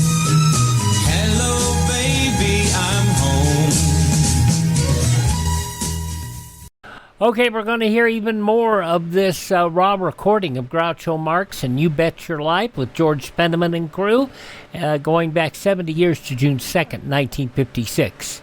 Groucho, we have a couple of special guests for you now. Mrs. Vinnie Dick, who is a housewife, and her partner, the world's top-ranking professional tennis player, Pancho Gonzalez. So, folks, you come in, please, and meet Groucho Marx. Welcome for the DeSoto Plymouth dealer. Say the secret word and divide $101. It's a common word, something you always have with you. Pancho, give me 5. All right. Glad to see you. I see you. And you're Mrs. Vinnie Dick, eh? Yes. Vinnie, shake hands with the world's best tennis player. Hello, Vinnie. Hello, Pancho. He's the only man in the world who has a better racket than I have. And, Pancho, I'll get around to you in a minute, but first I'd like to get better acquainted with Minnie. All right. Or Vinnie. Are you a native Californian, Vinnie? No, I was born in St. James, Missouri. St. James Infirmary? Center of the Ozarks. Center of the Ozarks, huh? And do you live in Missouri now? No, I'm a resident of Liberal, Kansas now. Liberal, Kansas? Liberal. Well, that's an extraordinary coincidence. We had someone out here a little while ago from Liberal, Kansas. Is that little boy around here? Where is he? Ben. Say, Ben, come out here. I want you to meet one of your countrywomen. This is Ben Pizzazza. They're both from Liberal, Kansas. Isn't that you?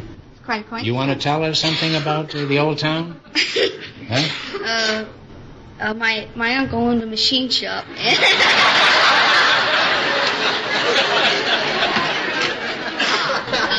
Montgomery. His name was Montgomery, Robert Montgomery, and he burned this machine shop to the ground and neglected to have it insured, and so he was pauperized, and that's why Ben is now singing on television. Well, Ben, nice to see you, and thanks for coming in. Well, now then, isn't that an extraordinary coincidence? How big is this town? It's a city of about 10,000. Imagine, 2 people. We've never had that in the 9 years I'm doing this show. 2 people from the same town. I mean, you could have 2 people from Chicago or Philadelphia or something, but from Liberal, Kansas. Well, wonders will never cease. Gosh, all hemlock. Gee whiz. Gosh. Well, what kind of a place is Liberal, and just how liberal is it, Vinnie? Well, it's a city situated in the southwestern part of Kansas, an extreme southwestern part, on the at the junction of highways US 54 and 83. Mm. It is the capital city of a 5-state shopping area, and it is also known chiefly for agriculture. Mm. However, there is a I imagine Benson must be very popular around there, huh? Well, Pancho, I'll get back to you, Vinnie, but let's find out something about you. I know a lot about you, but let us find out some more. Where are you from, Pancho? I'm right here from Los Angeles. Well, you're a very good advertisement for Los Angeles. Wrap that ball around. Were you always interested in tennis, or did you have a go at other sports? No, I played other sports. I started out in grammar school, and I played marbles. I was marble champ in 1935. Really? And that was the year I lost my marbles. Huh? I took up decathlon sports in the park, and I won. You took up Catholic sports, did you say? No, decathlon. Oh, decathlon. Yeah, I don't hear well. My glasses need fixing. And I also played football, baseball, and basketball in high school. I see. Pretty rough sport, isn't it, football, huh? Well, yeah, I got knocked about a little bit. I guess psychologically it isn't as tough as being out alone on a tennis court, though, huh? Well, I had my nose broken on a tennis court. You really did? That's right. My very best friend did it to me, and then he looked at me and he says, "I'm sorry." And didn't he even pay the doctor bill? Someone did. I didn't. What were you doing? Were you standing at the net and he tossed an overhand smash at you? No, he was my partner. Oh, that's a fine partner to have, huh? Well, was he betting on the other team? Why did he? No, we had a ball right in between us, and I was looking up at the ball and hollering mine, and he caught me with his backswing right across the nose. Who was this scoundrel? Hugh Stewart. Oh, that big lumbering ox. I know him very well. Are you married, Pancho, or do you just play singles? No, I'm married. Well, you can't win every time. You think marriage has helped your tennis? Well, yes, I think it has. Mm-hmm. I guess there's nothing like marriage to perfect a man's defense against a strong backhand. An overhead smash, huh? Well, it helped me in that I was stay in at nights back east during the touring instead of going out with the fellas playing poker. Yeah, shooting crap with Bobby Riggs, huh? I was after. You were after him, huh? That's right. A lot of people were after Bobby Riggs, too. Very few of them caught him, though. Huh? That's true. You're a young, good-looking champ, Pancho. I'm sure you must be besieged by pretty girls. How does your wife feel about you playing a harmless game like tennis with beautiful babes in shorts? You know, mixed doubles, huh? No, I don't play mixed doubles. You don't play mixed doubles? No. Not even on the court? No, they're bad for my tennis. My wife knows that. Well, what have you got against girls? Nothing, just they're bad for my tennis. Well, you stick to your racket and I'll stick to mine. How long have you been playing pro tennis? I turned professional in October 1949. I remember the first time you came out in the Southwest tournament there. And you knocked off three of the ranking players in rapid succession. Yes. It was Dromby, wasn't it? Drobny. And Parker and Falkenberg. Oh, yes. Those are the days. These are the days, Pancho. What kind of a rating have you had as a professional? Well, in my... This is for the audience. I know what kind of ratings you had. I had the rating of number 2 in 1950, 51, and 52. 53, 54, and 55 I've had the rating of 1. Mm-hmm. Is there as much money in professional tennis as there is in amateur tennis? Well, I think there's a little more, but by the time income tax gets to us, they beat us. You might just as well be playing Seabright in Forest Hills. Huh? That's right, yes.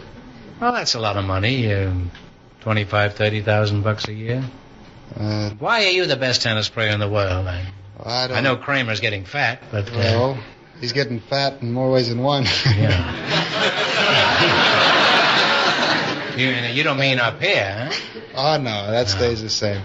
I think I've just been fortunate to play well during the championships, and I've won them. Well, you're just wonderful to watch out there. I classify you with the immortals. Thank you. Tildens and Donald Budges and Kramer when he was thin. Did you ever see Tilden play? No, I guess you were a kid then. No, I played a tour with him when he was 58 years old. He was still pretty good, wasn't he? Yeah? Great athlete, and he loved tennis more than anyone I think I've ever seen. Do you do anything else besides playing tennis, Pancho? Yes, I go into endorsements. I have a Pancho Gonzalez tennis short, the shirt, and my racket, which I try to promote when I'm here at home. Did you ever play my son, Arthur? I don't think we ever played tennis against each other. Matter of fact, I heard he was a very good player. Well, he played a couple of years at Forest Hills. Got to about the third or fourth round. Are you interested in tennis, Benny? No, I'm just interested in pancake racing. In Pancho racing? You want to race him? Pancake racing? Yeah. I've never seen a pancake race. I've seen a waffle iron. Well, this is a little different. What is a pancake race? Is that a new race that we're getting from the moon or something? No. New race of people? Little people? You haven't heard of it? No, I am not familiar with it. Are you familiar with a pancake race? No, I'm afraid not. No. What is a pancake race? Well, perhaps... You ought to be in the movies. You're a good-looking guy, Pancho. Yeah, but this racket is a better racket. Oh, can't you do both? Van Hoven was in the movies and playing golf. Oh, yes. Possibly. I've never thought of it. Nobody ever made an offer to you? On my life story, yes. They want to make a movie of my life story. I'll get around to it. But do it now. Don't wait till you get ugly. Like next week. Huh? What is a pancake race, Benny? Pancake race is where the women race down the street 415 yards carrying a skillet with a pancake, flipping it 3 times. Flipping it in the air? Yeah. How high do they flip it? Well, it all depends, just so long as they get it turned over. Why don't they run with stakes? I saw a stake race at Santa Anita last year. Pancakes are easier to flip. I sat in the grandstand licking my chaps when my horse came in. Well, this is a whole new world that you're opening up here, Benny. Is this craze for pancake racing strictly a liberal affair? Or no, it's international. This craze is sweeping the country. It's international. Imagine sweeping the country with a pancake. It's an international race? Yes. What other countries compete against this? Only England. Oh. And Liberal, Well, Kansas. What? Liberal, Kansas, and Olney, England. This small town of 10,000 people competes against the British Empire? Olney. And Schwepperwessen? It's You a have a small race village. between Kansas and England? Yes. Don't the pancakes get soggy when you're crossing the Atlantic? You'll have to explain this if it's possible. Well, the Liberal, Kansas has a race course. It is a 415-yard S-shaped course racing down the main street of town. This And town Olney has a has main a similar street? course. This town has a main Oh, street? yes. That's not. Even little towns have a Well, I main didn't know. street. I've never been. But in Olney, England, they have a similar race course. Hmm? And the they have women a town in called Liberal, too, in England? Olney, Only Liberal? Olney, England, and Liberal, Kansas. Only England and Liberal racing Olney is this. a little village in Oh, Only is a village over in there. England. Oh, I see. The times are compared by transatlantic telephone call after the race has been run. Well, who's ahead now, England or Liberal? It's even now, 3 and 3. I looked in the Wall Street Journal. It wasn't in there this morning. It started in. It just said I was wiped out in 3 of my stocks, but there wasn't any mention of your pancakes at all. Well, it's an old sport in England. In Well, fact, I'm an it's old over, sport here, but that It's over 500 years old in England. well, I'm not quite that old, but I'm moving along rapidly towards it. How have you made out in this international flapjack race? I have won the American in 3 times, and I have won the international twice. Well, I want to congratulate you. I'm surrounded by world's champions tonight, huh? Pancho, how do you feel standing next to a world's champion? Feel pretty good. You've got more syrup than her pancakes. How fast was your time in these races, Benny? I hold the world's record of 1 minute 5 and 1/10 seconds. That's That is fantastic. You must be grease lightning out there in the track. Have That's you ever right. thought of entering the Olympics? I seriously considered it. However, I am considered pro because I have accepted $350 prize money for running the race. I'm sorry to hear that. Without you on our team, the U.S. is certainly going to get flattened in the pancake race. How about training, Benny? Do you have to prepare for this? I go into it very seriously. Very syruply, isn't it? About 2 months before the race, I eliminate sweets and fried foods from my diet and increase green vegetables and fresh meats in my diet. And then about a month before the race, I start in with my training program, such as doing a lot of walking as much as 3 miles a day. You walk 3 miles a day And, with a frying pan in your hand? Sometimes you have to get the feel of the skillet in your hand because that is a handicap. Yeah. That's true. I also have, since I do work through the day, I have to go out on these lonely country roads at night and do my training with my husband behind me in the car, clocking me with a stopwatch. Now, what is your fighting weight for the championship? 92 pounds. 92 pounds. I gained 2 pounds once, and my husband told me I had to lose it, that it was too much. Well, where did you lose it, in Liberal? Or, you weigh 92 pounds. A stack of flapjacks weighs more than that. Pancho, what kind of training do you do when you defend your title? I don't have any special training. Your wife doesn't go out and run you in back of a car? No, she might send the skillet out after me. Well, there you are. That's the difference between an ordinary world's tennis champ and an international pancake champion. Pancho, if you want to beat Benny, you'd better start chasing automobiles. Well, she's got me tired already. Was it much of a trick to run and flip flapjacks at the same time? Yes, in fact, I almost lost a race once by dropping my pancake right at the finish line. You dropped your pancake right at the finish line? Yes. Well, what happened? Did your elastic break? No, I guess I was just excited, and then Well, did you pick it up again? I mean, was there a mixed crowd there? You can pick up the skillet. But you can't pick up your pancake? Huh? You can pick up the pancake, flip it again, and then cross the finish line. However, I didn't know you could flip those things. I thought you could just pick them up, that's all. Oh, you flip them. Uh-huh. Well, aren't they full of grease by this time? They don't care what condition this pancake is in when the race is over. So long as you come in with one piece of it. Uh-huh. But you do How have to come small in. a piece would you say you have to come in? Well, There has been a lot What's of the controversy. smallest piece you ever came in with? You know? Well, even though I've dropped mine, I've always come in with a full pancake. You dropped your A complete pancake, one. but you still come in with it, huh? Yeah. Well, where do you drop your pancake? At Sandy Hook, like the ships coming in from Europe? When is this contest held? It's always on Shrove Tuesday. It's an annual event. Shrove Tuesday? Shrove Tuesday, that's the day before the start of Lent.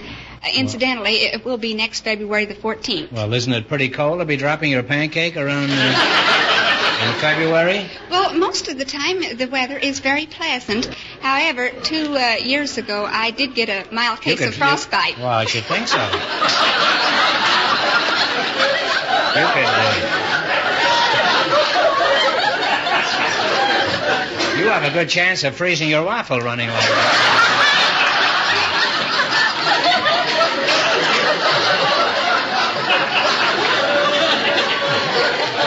You've been educational talking to you two, and I'd like to continue, but the time has come to play You Bet Your Pancakes. You both understand the rules, I presume, huh? If you win anything, of course, we pay you off in pancakes. Now, you selected small towns and cities of the United States. You've done a lot of touring, Pancho. You ought to be pretty good at this. You'd think I would be. I hope so. Well, I hope so. Well, don't forget, she's an expert. Now, I'll list 6 cities and towns all in the same state, and you tell me in what state they're located. Remember, the more the questions worth, the harder it is. Now, you can start with 10, 20, all the way to 100. What do you want to start with? 90. One answer between you. 100 on the first 100? You're in the finals already, huh? Well, that's my boss over here. All right, what state are these towns and cities in? Green Cove Springs, Dade City, D-A-D-E, Fort Myers, St. Augustine, Live Oak, and D-Land. It sounds like Florida. We think it's Florida? Yeah, that's right. Florida. Now, I heard somebody say that in the audience, and we're going to let them have this, but from now on, it makes it very difficult for them because we ought to throw it out if we hear rooting from the audience. So if you'd all keep your trap shut until this is over.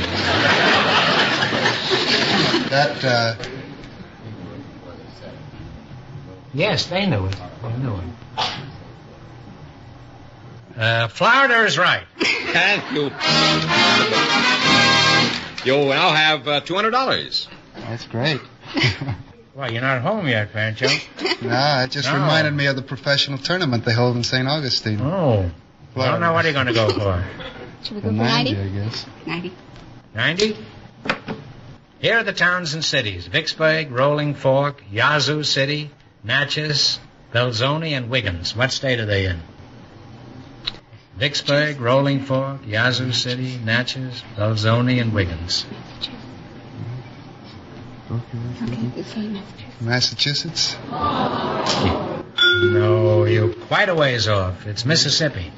All right. Well, you're back where you started. You still have $100. You know, if Mississippi asked Missouri for her New Jersey, what would Delaware? Idaho, Alaska. That's what we used to say in school. And until I go back to school, I'm never going to repeat that again.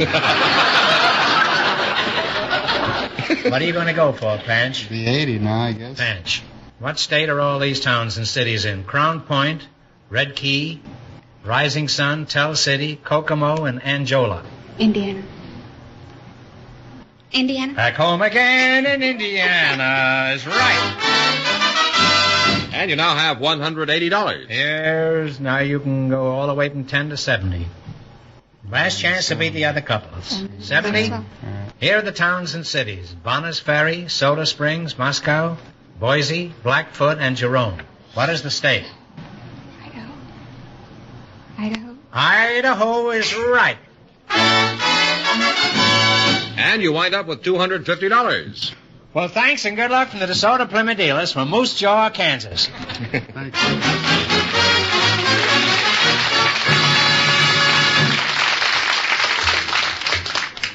And that means that Mrs. Thompson and Ben Zeppa with $290 in just 1 minute. Bizarre, isn't it? No, Zeppa. Oh. In just 1 minute, get the chance at the $2,000 question.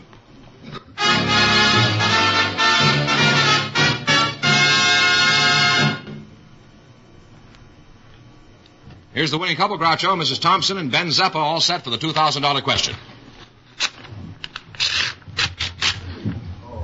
Wait a minute, hold it, wait a minute. Yeah, bring in the platform, please. Bring in a platform. Start over again.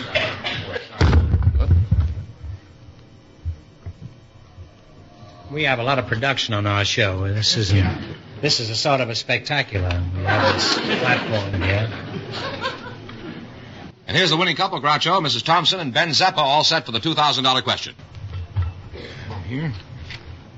Well, here's your chance to get rid of that girl, Ben, and because you may have money after this. You also may not.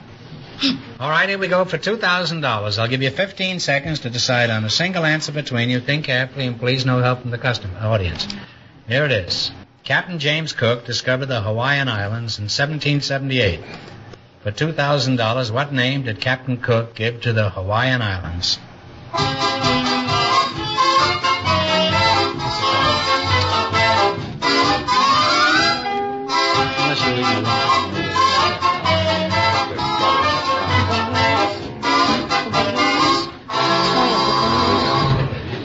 What's the answer you two have decided upon? I don't know if this is right. What? Bahamas? No, you're wrong. It's the Sandwich Islands. Ooh. So that means the big question next week will be worth $2,500. Well, they lost the big money. How much they win the quiz, George? $290 in the quiz. And didn't they win the secret word? Yes, yeah. Well, how much is that total now? $390. No, what about the $1, George? Oh, I've forgotten about that. $391. That's better, George. Well, congratulations, and thanks to both of you and to all of our contestants on the show tonight.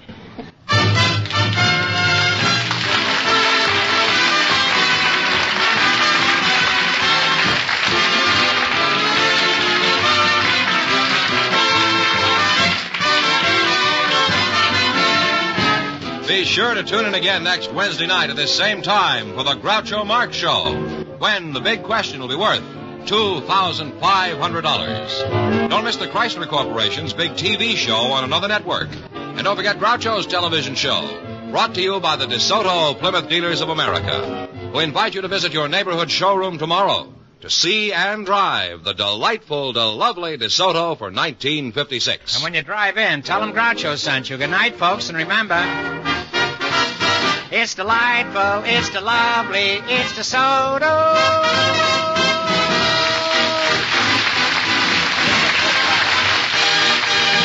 Folks, here's a reminder from the National Safety Council.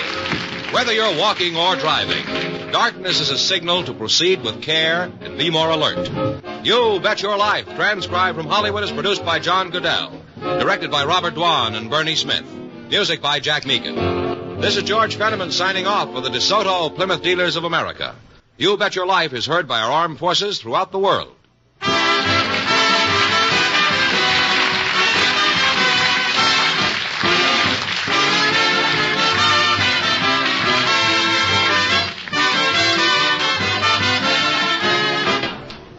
Thank you all for showing up, and we hope you all had a good time. Those who didn't, if you'll send me $12 in cash just to defray the cost of mailing, we'll send you each a lifetime supply of Maidenform bras. Good night. Wait just a moment, folks. We'll take your picture, and you can then wave back at yourselves when you... I shouldn't have said that, because I have a great prejudice against waivers. If you wouldn't mind... Fine, with some applause and a smile... What do we do? Oh, well, you see... This is why they pay extra so much money in the movie business. Light always goes on. Now, if you can recall about an hour ago and smile and applaud as if you had... Are we? Thank you. Like you had just met Mr. Marx now.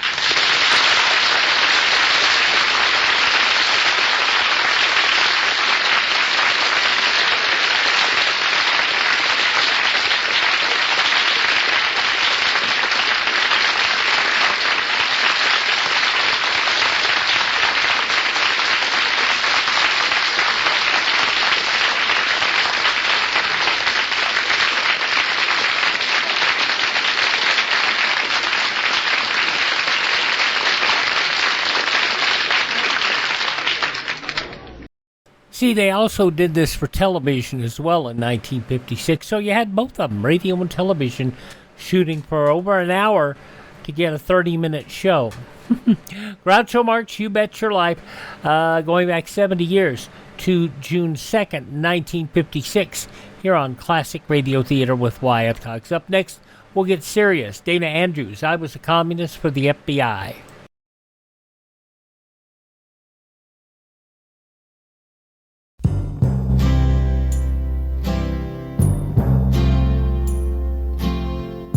Someday you'll own, someday you'll own. Sooner or later you'll own generals. Someday you'll own, someday you'll own. Sooner or later you'll own generals. Someday you'll own, someday you'll own.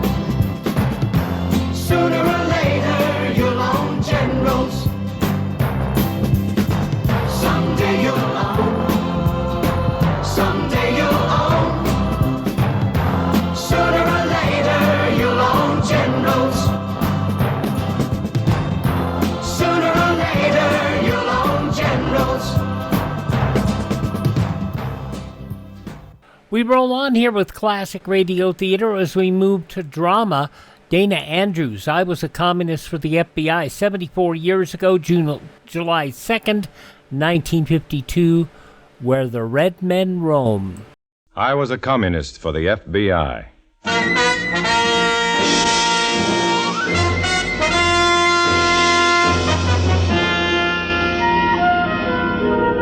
Starring Dana Andrews in an exciting tale of danger and espionage. I was a communist for the FBI.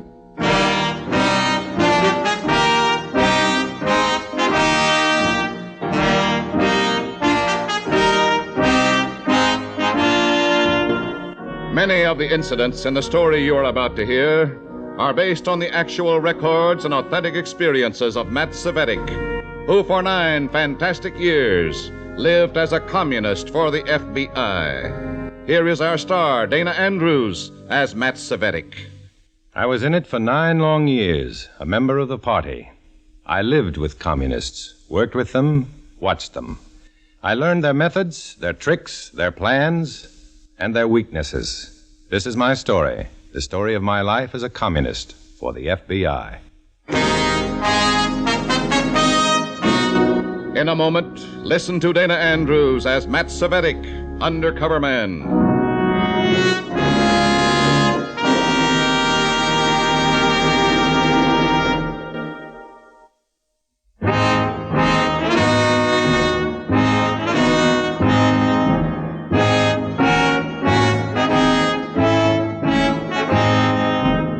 Now, here is Dana Andrews as Matt Cvetic, Undercover Man. This story from the confidential file is marked, Where the Red Men Roamed.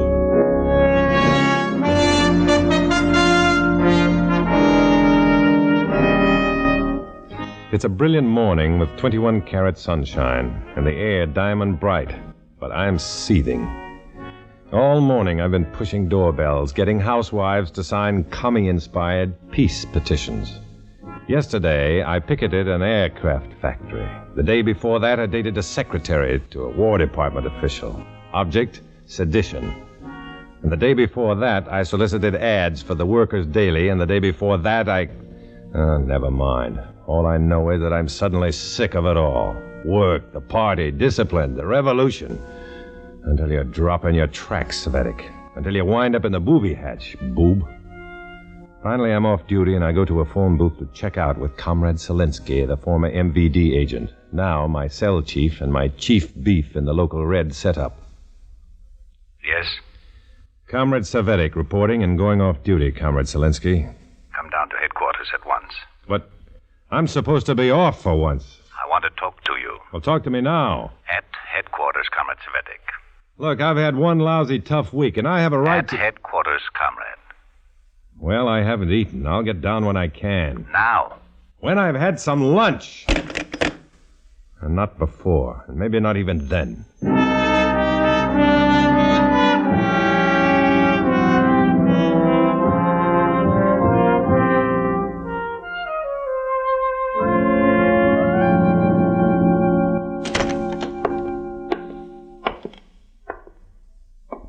You wanted to talk to me, Comrade Zelensky? That was hours ago. Well, I hadn't had breakfast or lunch. I've been on the hoof all week. Hours ago, Comrade Cvetic. Well, I must have dropped off to sleep after lunch. You dropped off to sleep? I'm very sorry. Where did you drop off to sleep? Well, not on a park bench, that's for sure. Not at home, certainly. I called your home. Oh? You were not there. Well, as you know, comrade, I'm not very welcome at home. Mother and Dad feel I've disgraced the family, turning communist. So I only go home to sleep at night. We searched all over for you. I took a room in a hotel. I was beat, I tell you. Yeah, I'm tired. Perhaps I can arrange a holiday for you. What sort of holiday? You know Jacques Sandoz, the pianist, of course. I know his work. He is working for us now. I know that, too. His last concert was picketed by capitalist hirelings. I certainly think he was asking for it. So? How? The man makes a fortune in America, and when the orchestra struck up the national anthem in Detroit, Sandoz sits at his piano noodling at something. Whose national anthem? The Star-Spangled Banner, of course. Of course. Look, Zelensky, we're operating in America. When in Rome, common self-interest dictates that we do as the Romans do. When in Rome, comrade, listen only to Caesar. Okay, I'm listening. Tomorrow night, Sandoz plays before a crowd of 3,000 at Hiawatha Dells. We expect violence. Why? Because we are planning violence. That figures. We will instigate a riot and blame reactionary anti-foreign elements in the crowd. By such devices, we win the foreign element in cities to our side. What's my part in all this? What about my holiday? As his last encore, Sandoz will play Chopin's Revolutionary Etude. This will be the signal for some of our comrades posing as reactionaries to start a riot. I see. You will see that members of your cell are dispersed in the audience, prepared for action. That's my big holiday? You need not stay to the end. Slip away when the fighting begins. Let the peasants do the dirty work. Candidly, you're too useful a man to risk in mob fighting. And you will enjoy the concert, I know. Now, how many tickets do you wish to buy for the concert? You mean I have to pay my way into this armed rhubarb? It all helps the party treasury. How many? How much? $1.80. One. Better make it two, Comrade Cvetic. All I need is one. That will be $3.60, thank you.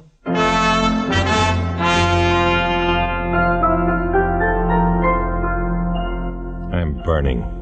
A holiday. The day and the evening off, and all I have to do is lead the fighting blood in my cell into battle at Hiawatha Dells. I wonder if the folks at home might have spilled something to Zelensky to make him honor me with this crummy assignment on my one day off in months. I find a pay station and dial home.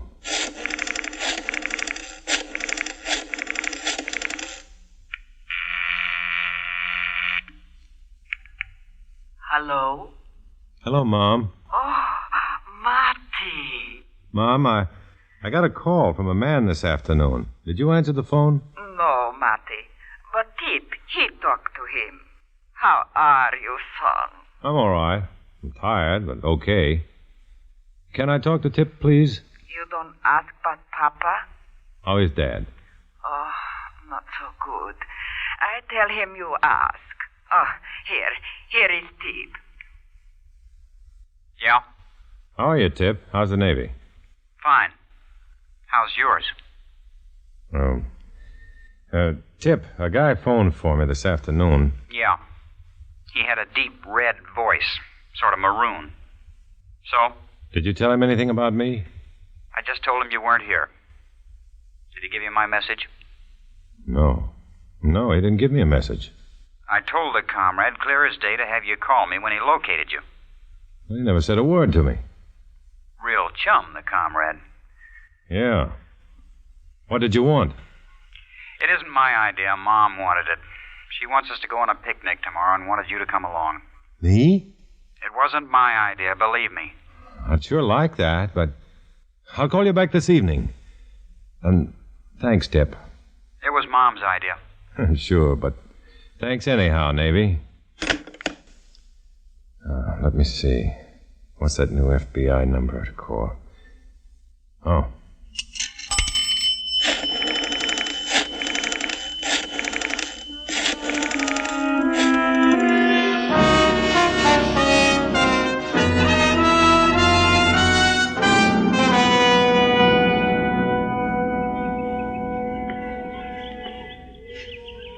Are you serious, Matt?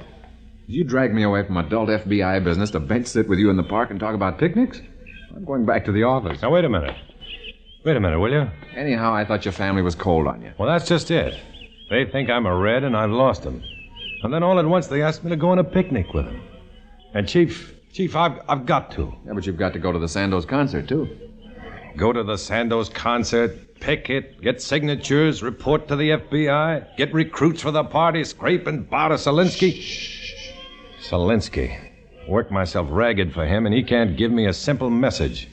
It might mean an awful lot to me. The picnic, you mean? The picnic, I mean. Look, I want to know. Can I go to that picnic with Mom and Tip? It sounds like, can I have a nickel for the movies years ago when I was a kid? I can't help it. Look, could you persuade your folks to hold the picnic near Hiawatha Dells? Say, that may be something. Then you'd be close enough to slip away to the concert and do your job for the commies, too. Sure. Fixed? Yeah, they'll go for that. They'll buy that, I know. Because Mom wants me along so much. Isn't it wonderful?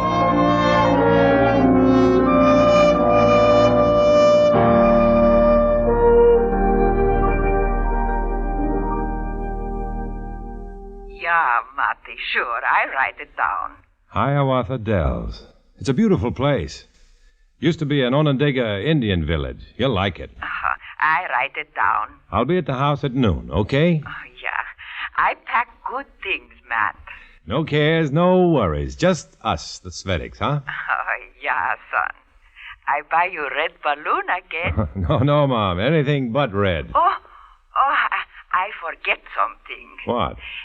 Fremont 2311. What about it? A girl call you. She say call Fremont 2311. A girl? Fremont 2311. Okay. I'll call her. I'll see you at noon tomorrow. Bye, Mom. Goodbye, son.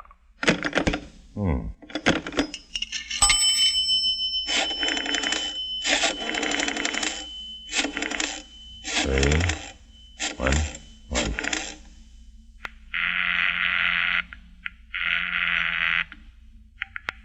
Hello? Is this Fremont 2311? Oh, Mr. Cvetic? I was told to call this number. Oh, yes, that was me. Or I. Anyway, Tanya. I'm Tanya. Do I know a Tanya? I was wondering if you could stop by tomorrow and pick me up. I'll be all ready. Pick you up? What for? Take me on a picnic with you. Picnic? Hey, listen, who are you? I'm Tanya Joseph. You're taking me to the picnic tomorrow. I don't know why I should, and I don't think I will. Why should I?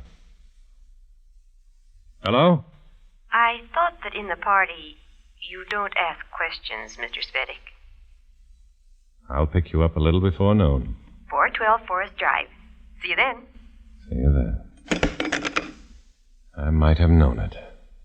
Selinsky, a former MVD man, knowing all the infernal tricks of the Russian secret police. Watching me always now. Policing me with a girl named Tanya. They were all over. The watchers. Finding out, knowing, reporting, punishing. There's no escape. No escape ever.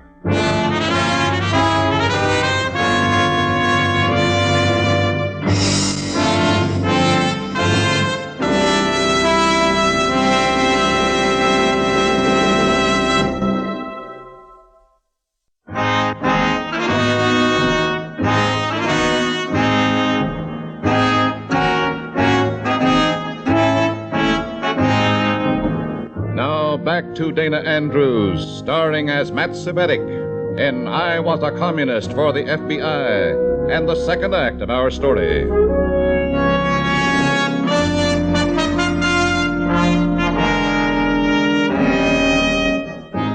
The apartment where Tanya Joseph lives is one of the better apartments in one of the better neighborhoods. I wonder if Miss Tanya Joseph figures on comparable diggings comes the revolution. Then Miss T. Joseph opens the door, and I receive a non-proletarian jolt. Miss Joseph is a looker. Oh, Oh, right on time. Do come in. Said the spider to the fly. Pardon? Nothing. Practicing my mumbling is all. Most spiders are harmless, even useful. Then you did hear. Aren't they? Some of them are black widows. But it takes all kinds, doesn't it? I hate black, and I'm going to marry a man younger than I am, so I won't be a widow. Shall I wear a coat? It's going to be chilly, but a coat won't help any. Maybe you'll help break the ice with your family. Is that what you mean, the family? I'm part of the chill. You'll tell me more about your folks in the drive over, won't you? I'll tell you all about them right now. They don't like communists. Not even you? Especially not even me. Well, do I have to be a communist? Ask yourself that, not me. I mean to them. Can't I just be a girl you know? That might keep things on a pleasanter basis at that. Okay, you're a girl I know. Not partial to black. Or red. Good. Let's go.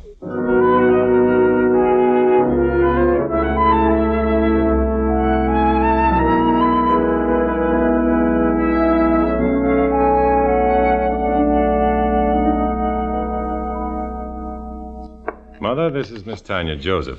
I'm happy. And I'm very happy to know you, Matt's mother. It's my younger brother, Tip. Oh, not so much younger. I live right, and he doesn't. Hi, Tanya. Hi. Where's Dad? Oh, he's feeling pretty good, but he'd rather stay home today. Oh, can't I see him before we go? Oh, sure. He's nothing contagious. He likes pretty young girls like you. Hey, something's cooking. I make something for Papa. Pachenka. I smell Pachenka. Oh, you hear, boys? She knows from Pachenka. She's lived then. Oh, you come to dinner sometime. I make you Pachenka. Look, Papa. Look what I bring you for dessert. First. Off to a fair start, anyhow. It'll work, Tip. We'll have fun. You'll see. Quite a gal there. When did you meet up with that? Let's not be disrespectful, younger brother. She's got, what, 2 years on me? 2 years is 2 years. Where'd you meet her? Why? Can't I ask? You can ask. Why so mysterious? Does she know you're a Red? I never told her. Is she? If she's a Red, she never told me. That's good enough for me. It'll have to be. Tip, don't get interested in this girl, please. You're not serious about her, are you? No. Then what's the beef?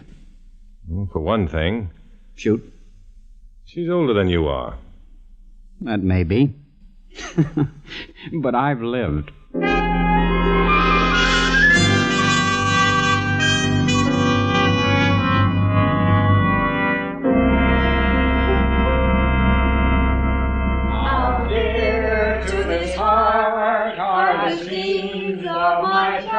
It was nice, the picnic. This was home and love and family. This was America, and a sweet remembrance of things past. And I knew that I loved it and Mom and Tip and Dad as much as I hated being a communist. Even for the FBI. I had enough. I wanted out. Matt, come on, The old oaken bucket, the iron-bound bucket, the moss-covered bucket that hung in the well. Hey, wait a minute. Listen to this one. The old family toothbrush, the Bolshevik toothbrush, the communist toothbrush that hung on the wall. Here, here. The old family toothbrush, the Bolshevik toothbrush, the communist toothbrush that hung on the wall. Good evening, friends.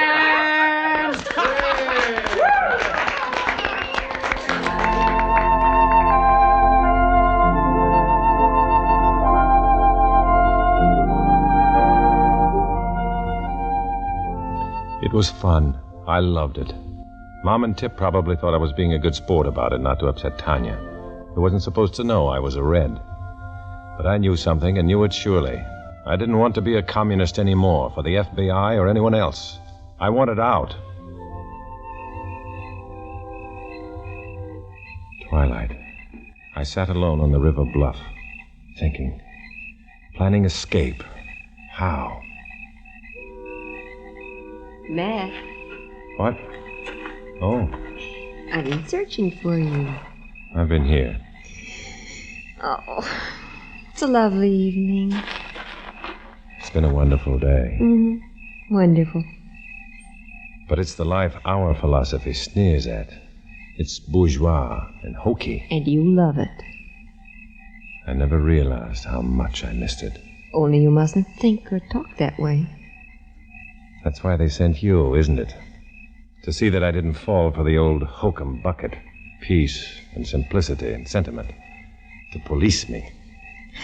Yes. I know the technique. I'm lucky. Other backsliders are invited to Moscow to get a refresher course on communism, and they never come back. I'm lucky. I shouldn't say this. I'm sorry for you. I shouldn't say this to you. But I'm not going to the Hiawatha Bowl tonight. They might miss you at the concert. They might not in that crowd. Unless somebody warns them I'll be playing hooky. Somebody. Tanya! Tanya! Oh, here, Tip, with Matt. And Tip isn't red bait, I warn you. Hi, Matt. Tanya, would you help Mom pack up the stuff, or she'll never be ready in time for the concert? What concert? Oh, I forgot to tell you. Jacques Sandoz is playing at the bowl, and Tip said he'd take me. All of you. You're all my guests tonight. Fine. Well, I'll help your mother with the picnic baskets now. Tip, there might be trouble at that concert tonight. Well, Tanya wanted to hear Sandoz. You're getting too interested in that girl. Except she isn't that girl. It's been a good day, Tip. A nice day for all of us. It may never be this way again. I don't want to spoil... Brace yourself, Tip. I've got news for you. Tanya Joseph is a communist. Like you said, Matt, it's been a great day. Like old times. We don't want to spoil it. No. When a commie wants to smear anybody, you call him a commie. Or her. Let's not spoil it, Tip. Then let's all finish the day right and finish it together, huh? I'll go to the concert with you, Tip. Okay. The girl wins. Getting late. Yeah. Later than you think.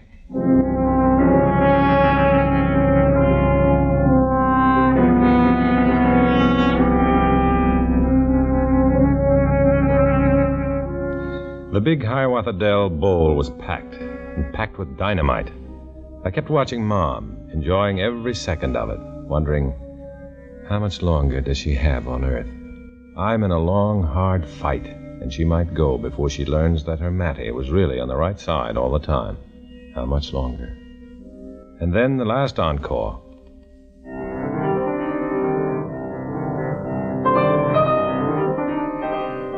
I watched Tip and Tanya. Tip's face is puzzled. What's that he's playing now, Tommy? Revolutionary Etude. What's the idea? This Sandoz bum is the guy who stayed set when the national anthem was being played once. Take it easy, Tip. Don't tell me he's playing that revolutionary etude just by accident. It's a classic, Tip. Plenty of other classics. Why just that? He's a jumping red and everybody knows it. All right. It isn't all right. I like my propaganda music above board, like so. But Tip. Sit down. Bolshevik toothbrush, the communist toothbrush, the old family toothbrush that hung on the wall. First we used toothpaste, and then we used powder, and then we used tar soap, but now we use lye. No! You dirty red!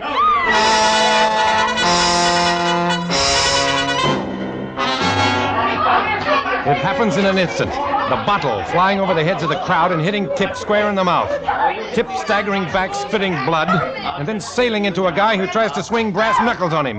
The whole crowd surging and muttering like an angry tide. Fists flying, brickbats, clubs, blackjacks coming out of concealment, and the battle of the bowl is on.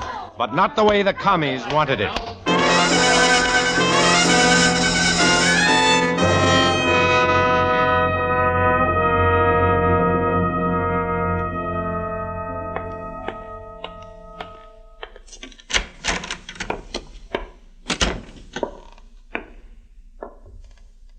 Reporting. Couldn't allow you to come down to regular FBI headquarters, Matt. You understand that. How are you? Bruised. Head bloody but unbowed?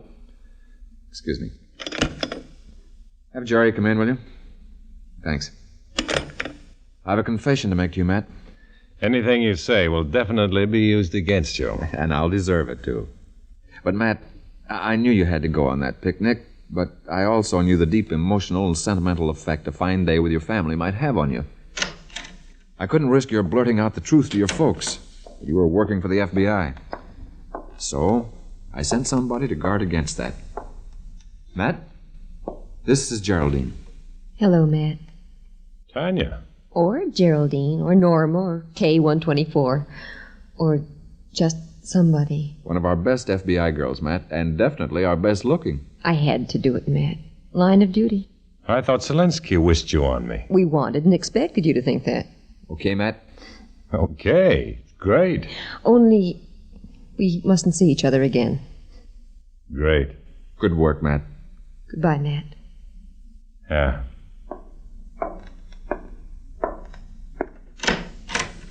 You won't crack now, will you? Not for a while, anyway. Maybe when it's all over, Matt. So long. Somebody.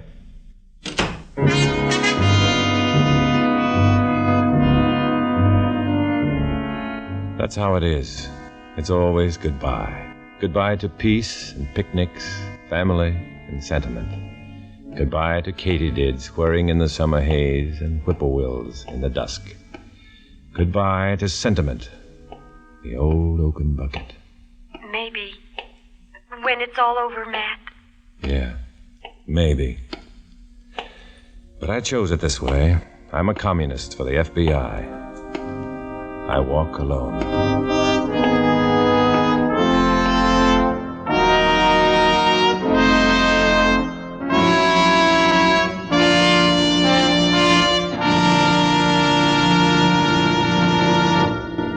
Dana Andrews will return in just a moment.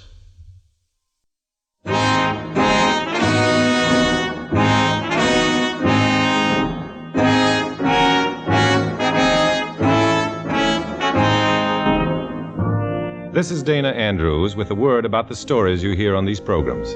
Many of them, like the one you've just heard, are founded in fact, but with essential details disguised or modified to protect innocent persons. Next week, another exciting story based on incidents in the 9 long years that Matt Cvetic spent as an undercover man for the FBI. Be with us then, won't you?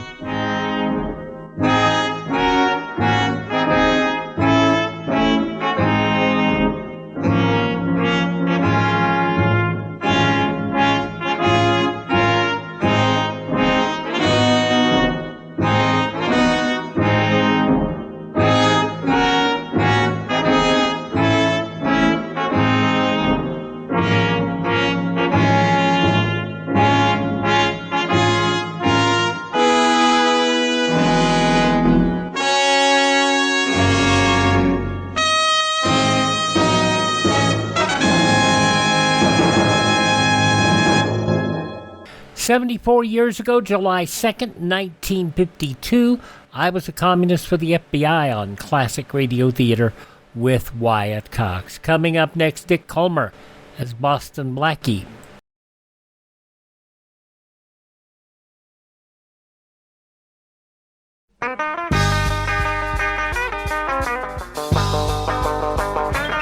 Whoa, this old world keeps turning, and most folks follow along. But some gotta play it their own way, they gotta sing a different song. They give life its flavor, a little style and poetry. And that's what Dr. Pepper has, originality.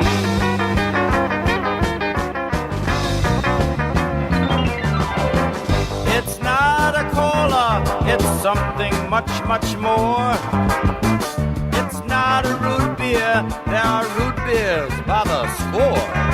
So drink Dr. Pepper, the joy of every boy and girl. It's the most original soft drink ever in the whole wide world. So come on now, drink Dr. Pepper. I want more Dr. Pepper. Give me more Dr. Pepper. It's Dr. All right, now we go from Chuck Berry to Boston Blackie, Dick Calmer. This goes back 80 years, July 2nd, 1946. Hello, Uncle Frank. Hey, Joe, how are you? I'm fine, Uncle Frank. How are you? Oh, I guess I'm all right, Joe. Well, it's nice of you to come see me. Well, I've meant to drop in on you for some time now, but I've been busy with my apartment building. A lot of repairs to take care of, and I have to do most of the work myself. Yes, repairs are expensive, aren't they? Well, the labor on them is. That's why I have to do most of my own work. Joe, I like you, but you aren't very subtle. I know you want my money. You probably need it. Well, one of these days, son, you'll have it. Maybe sooner than you... Yes, Uncle Frank? What were you saying? Joe, what are you doing with that gun? Pretty obvious, isn't it? Pointing it at you. Joe, put down that gun. Put it down. Oh, no. You said I'd get your money sooner than I thought. Well, I'm getting it sooner than you thought. Well, you're an idiot, Joe. You know you can't get away with murder. But I know I can, Uncle Frank. I've planned this much too perfectly for it to be anything less than a perfect crime. No one saw me come in, Uncle Frank. No one. And no one will see me leave. Maybe so, but the police will find out you're my only living relative, my sole heir, the only person in the world to benefit by my death. I'm going to tell them that myself as soon as they come to me. You don't dare. If you did, they'd ask you where you were at this time. They'd say, Joe, where were you at 3 o'clock Tuesday afternoon? And you won't be able to answer that without going to the chair. You're very funny, Uncle Frank. But I've already taken care of Tuesday. And I'm going to take care of you right now.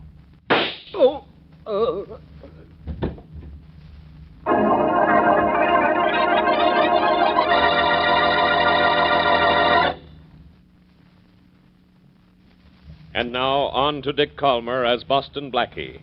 Enemy to those who make him an enemy. Friend to those who have no friend.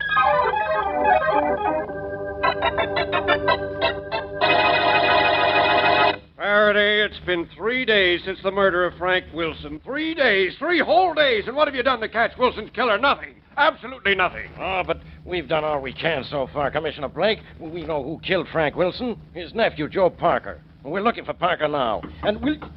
Yes? Inspector Faraday, we've located Joe Parker. He's at this address. Good work, Rollins. Let me have that. And get me a squad car, quick. Yes, sir. Well, Commissioner Blake, just watch me now. I'm going to grab Parker, prove he killed Wilson, and then sit back and let you congratulate me.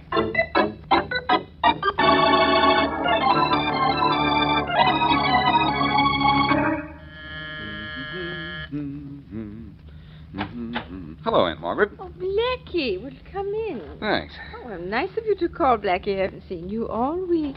I've been busy, Aunt Margaret. Say, you're looking well. How do you feel? Oh, I'm fine, thanks to those sleeping tablets that Dr. James gave me. Swell. I'm glad to hear it. Say, I've got good news for you. Oh, no, now don't tell me you found an apartment for me. I have, and in my building, too. Blackie, how wonderful. Well, you'd better see it before you say that. Will you see who's at the door, Blackie? Sure. If it's the newsboy, his money is on the table there by the door. Oh, yes, I see it. Yes, you want to... Faraday. Blackie, what are you doing here? When you think of a better question, I'll think of an answer to it. What's old, Inspector? Old? I'll hold you if you bother me in this case. Step aside, Blackie. Okay, Rollins, bring Parker in. Yes, come on, Parker. What is this that's going on? Stick around, Blackie, and watch me solve a murder case in 3 seconds. Thanks, Faraday, but I won't be able to wait. I only have a couple of hours to spare. Quiet. Lady, I'm Inspector Faraday of the police. You Margaret Cooper? Well, yes. Good. Miss Cooper, do you know this man? Well, yes, he's Joe Parker. What else do you know about him? Well, he lives in the other half of this house.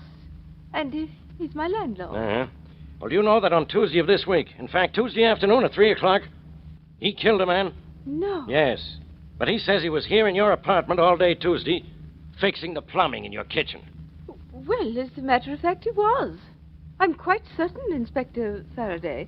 You see, Tuesday is the day Tilly Blaine comes to clean. And Tilly was here when Mr. Parker was here. He was fixing the plumbing. Well, I guess this is all you want with me, Inspector. You stay right where you are, Parker. Come here, Blackie. I want to talk to you. What happens if I don't want to listen? You'll listen, and you'll like it. Come on over here. Thanks for telling them the truth, Miss Cooper. You certainly said... What do you want, Faraday? Look, Blackie, I know Joe Parker is guilty. Could this Miss Cooper be lying? Oh, no, Faraday. One thing I know Aunt Margaret wouldn't do is lie. And she doesn't scare easily, in case you think Parker may have threatened her. Blackie, believe me, Parker killed Wilson. I know it. And he killed Wilson Tuesday afternoon. That's definite. But you heard what Aunt Margaret said. Yes, I heard what she said. You're a big help. All right, Rollins, we'll have to release Parker. Let's get out of here. Sure, sir. Leaving so soon, Inspector? Yes. Don't you leave town, Parker. Sorry to have bothered you, Miss Cooper. Oh, that's quite all right. So long, Blackie. Wait a minute, Faraday. I'll go with you. Aunt Margaret, that apartment in Sunset Towers will be ready for you to look at tomorrow. Mary and I'll call for you about 2 tomorrow afternoon. All right, Blackie. Goodbye. Bye. Thanks, Miss Cooper. I'd be in jail now for murder if you hadn't told the inspector I was here all day Tuesday. I told him that because you were here all day. I wouldn't lie, Mr. Parker. Not even to send you to prison. You see, I hate lying even more than I hate you.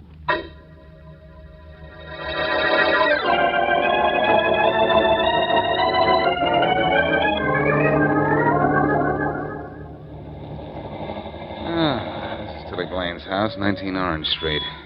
Want to come in with me, Mary? Well, I think I better, Blackie. Tilly may be a beautiful thing. I'm seeing her because she cleans Aunt Margaret's apartment every Tuesday. Happy now? Overjoyed. But I'll go with you just the same. All right.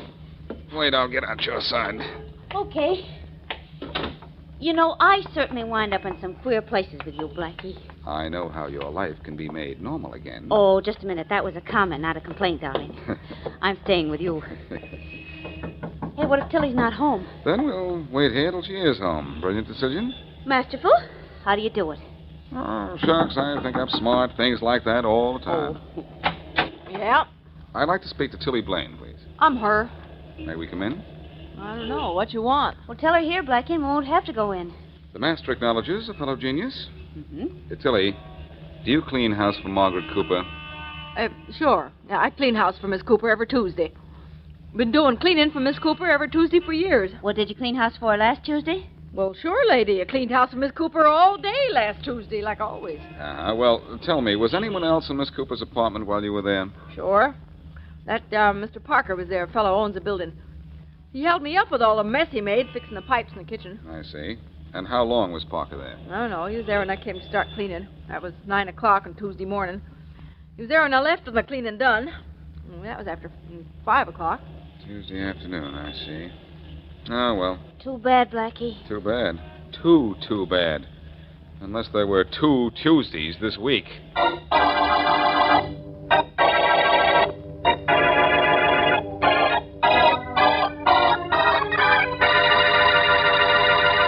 Hey, Diana, nice of you to drop in on me, baby. Swell surprise. Glad to see me. Oh, I'll show you how glad. Oh, Joe, don't squeeze me so hard. I'm sorry, baby. It's just that I feel good tonight, I guess. You certainly do. What are you so pepped up about? I got a right to be, baby. I'm driving them crazy. Driving who crazy? The cops. They know I killed Uncle Frank, and on Tuesday, too. But they can't prove it. Why not, Joe? Honey, that's one thing I won't even tell you. How would you like the name Diana Larson on an apartment door at the Sunset Towers? Are you kidding? Can you get me an apartment at the Towers? The way I'm going, honey, there isn't anything I can't get you. You go on down there, baby. You'll get that apartment if you ask for it nice. Oh, I'll ask for it nice, all right. But what's that grin on your face for? Grin? It's kind of a sample. You see, you getting that apartment is going to be a laugh on Boston Blackie.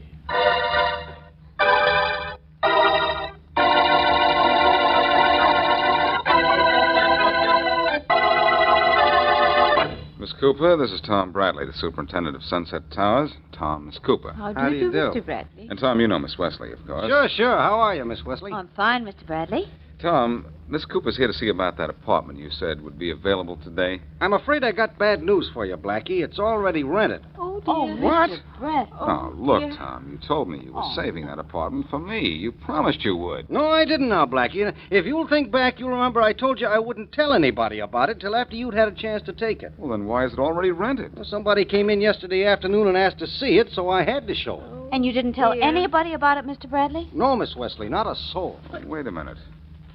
I've got an idea who rented that apartment ahead of us. Who, Blackie? Joe Parker. He heard me tell you about it yesterday.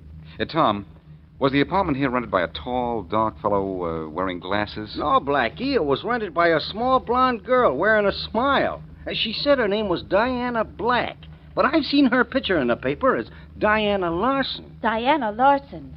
Blackie, she's singing on the stage at the Garden Theater. At the garden, huh? Swell. Let's go down to the garden and see if we can dig up a clue.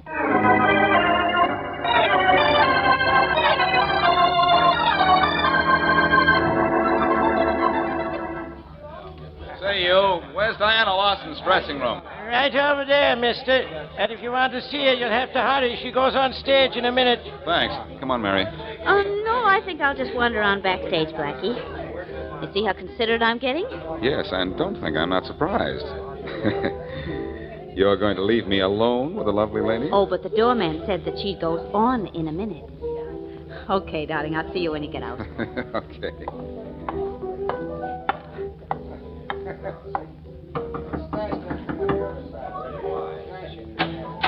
Hello. Diana Lawson? Yes.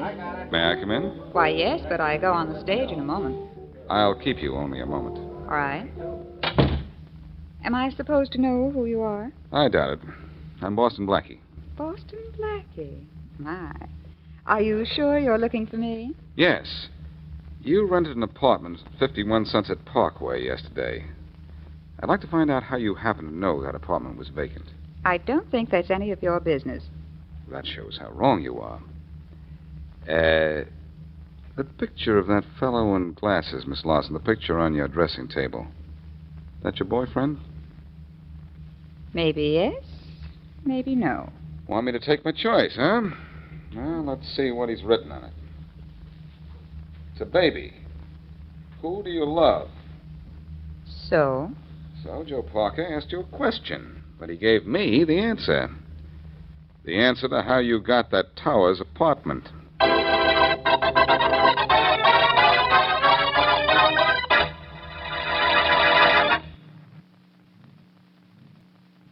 And now, back to Boston Blackie.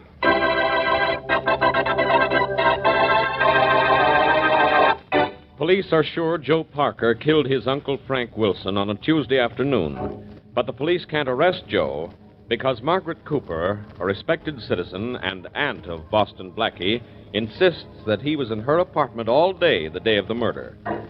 A cleaning woman, Tilly Blaine, also strengthens Parker's alibi. The next day, unable to make any headway with the case, Blackie and Mary take Miss Cooper to the superintendent of Blackie's building to see an apartment that is vacant. But they learn the apartment is already rented to a Miss Diana Larson, girlfriend of Joe Parker. As we return to our story, Inspector Faraday is in his office. Rollins! Hey, Rollins! Yes, Inspector. Any word from the lab on those Wilson case reports? Nothing yet, Inspector, but they'll be through soon. Well, hurry them up. We got to get some proof against that guy Parker Step before aside, Rollins, and let genius enter the realm of the uninformed. Blackie, you stay out of my office.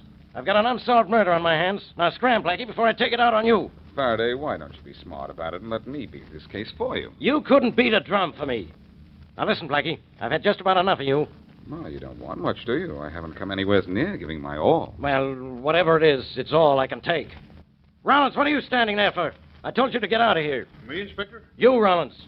Somebody better get out of here. Yes, Faraday, I've got an announcement to make. You're about to go to work for me. Me work for you? That'll be the day. Okay, then it's the day. Listen, I just got this wire from someone in Kansas City who knows who killed Wilson. It says, if you'll meet me in the Scranton Hotel here Saturday night, I'll tell you who killed Frank Wilson. Hey, let me look at that wire. Who signed it? It's unsigned, Faraday. Even you can tell that. Look, give me a letter of introduction to the chief of police in Kansas City saying I am okay, will you? I need his help. You think I'm crazy? Leading question, Faraday. Try it sometime when I'm not asking you for a favor. Nothing doing. If you go to Kansas City, you go on your own.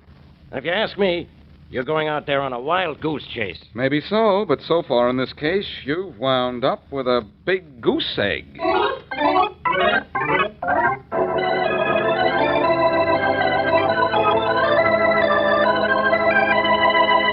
Dr. James, I thought you'd never get here. Oh, I came as soon as I could, Mr. Parker. I'm awfully busy on Monday. What's the matter with Miss Cooper? She won't wake up. I was worried when I couldn't reach her on the phone, so I came down to her apartment here. She must have taken too many sleeping tablets, Doctor. She's been sleeping since Saturday night, and here it is Monday. Let's have a look at her. I warned her against taking too many sleeping tablets. I'd better try to wake her up. Miss Cooper. Doctor, do you think she's sleeping rather deeply, isn't she? Yes, but her breathing is normal enough. Miss Cooper. I tried shaking her a little while ago. It didn't do any good. Must have done some good. She seems to be coming out of it. Miss Cooper. Miss Cooper, wake up. Oh, my. Who is... Oh, Dr. James, what are you doing here? What's the matter? You've been asleep, Miss Cooper, for a long time. It's Monday morning. What? Monday? Well, the last I knew it was Saturday night. Oh, what's he doing here? Parker, he called me when he couldn't get you on the telephone and then couldn't wake you when he investigated. Oh, well, I'm awfully sorry I alarmed you, Doctor. And you too, Mr. Parker. That's okay. I'm glad you're all right. I'll be going, Miss Cooper. Say, Sunday is a day of rest, but you certainly overdid it.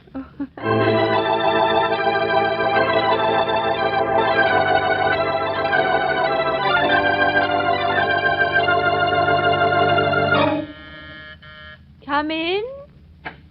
Hello, Aunt Margaret. Oh, good afternoon, Blackie. Hello, Mary. How are you, Aunt Margaret? Oh, I'm fine. I hope you didn't try to get me on the phone yesterday, though, Blackie. I slept all day long. You did? Well, as a matter of fact, I wasn't even in town yesterday. I flew to Kansas City the night before to see a little man who wasn't there. I don't understand. Blackie got a telegram saying a man would meet him in Kansas City and tell him who killed Mr. Wilson. But the man didn't show up. Well, why not?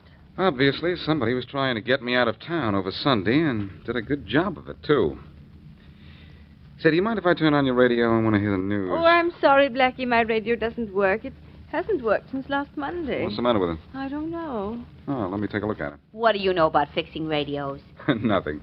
I didn't ask to fix it. I just asked to look at it. Okay. Sometimes if you shake these things, they... Say, there's something certainly loose inside it. Better see what. Hey, one of these tubes is out of the socket. No wonder this radio doesn't work. A tube is out? Well, I don't see how that could have happened. I don't either. The way those things are put in, it couldn't have fallen out. Ah, there, I put it back in place. Let's see if your radio works now. Well, it lights up. Oh, well, it did that before. It just wouldn't play. Well, I have a hunch it's going to play now. Marconi and me. And baby makes 3. Goo. Hey! Hey, there's music on the radio. It works. Well, yes, it does. Oh, genius. Aunt Margaret, I think somebody tampered with your radio so it wouldn't work after Monday night. Look, Aunt Margaret, this is just a shot in the dark. But the police are convinced Joe killed his uncle, Frank, last Tuesday afternoon, and I'm convinced of it, too. Are you sure he was here last Tuesday? Well, yes, Blackie, all day long. I know it was Tuesday. Tilly was here to clean, and Tilly comes here every Tuesday. But you didn't listen to the radio Tuesday, did you? Well, I tried to, but I couldn't. The radio wouldn't work. No, because somebody didn't want it to work. And that somebody is Joe Parker.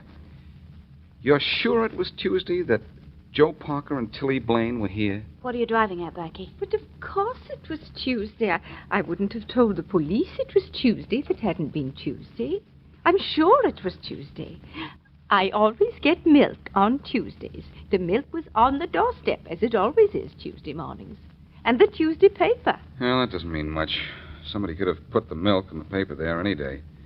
Aunt Margaret, something tells me Joe Parker and Tilly Blaine weren't here Tuesday at all. Now, what do you remember about the other days last week? Well, not too much, Blackie. Every day's pretty much the same to an old woman. All I remember is that Tilly was here on Tuesday. The police were here a few days later. And then when I went to sleep Saturday night, it was raining. Aunt Margaret, did you say it was raining when you went to sleep Saturday night? Yes. That's impossible. What do you mean, Mary? Well, you wouldn't know this, Blackie, because you were out of town. But it didn't rain Saturday night. It rained Sunday night. It didn't rain Saturday night? No. Oh, but it did. I remember when I went to bed, it was raining. Well, Aunt Margaret, if it was raining when you went to bed, then you went to bed Sunday night, not Saturday. Oh, but that's impossible. I slept all day Sunday. Wait a minute. This is on the way to explaining everything. Aunt Margaret, how do you know you slept all day Sunday? Because Dr. James was here to wake me up. Mr. Parker was alarmed when I slept so long and called the doctor. Uh-huh. So nobody but Parker really knows how long you slept. Aunt Margaret, you didn't sleep over Sunday. You went to bed Sunday night thinking it was Saturday. But no, Blackie. Now, why would I think it was Saturday night when it was really Sunday? Because Parker arranged it that way. You slept a whole day, but it wasn't Sunday. I'm betting that Tilly Blaine was here not on Tuesday, but on Wednesday. And Joe Parker was here fixing the plumbing not on Tuesday, the day of the murder, but Wednesday. No, Blackie. Yes, Aunt Margaret. You slept all day Tuesday. Joe Parker probably fixed it so you took an overdose of sleeping tablets Monday night to see to it that you did sleep through Tuesday. Well, but why would he do that? Why? Because he planned his murder of Frank Wilson for Tuesday, and he also planned on using you as an alibi. Who told you what day it was when you woke up on what was really Wednesday morning? Well, no one. I just thought it was Tuesday because Tilly was here when I woke up. The Tuesday newspaper was outside, and the mill. Oh, it'd be simple to arrange that. And Parker was here, too? Oh, yes, he woke me up pounding on the pipes he was fixing in the kitchen. Thanks, Aunt Margaret. Don't tell Parker what we've been talking about just now. Come on, Mary. All right. We're going to see Tilly Blaine. I'm going to make that scrub woman help to clean up this case.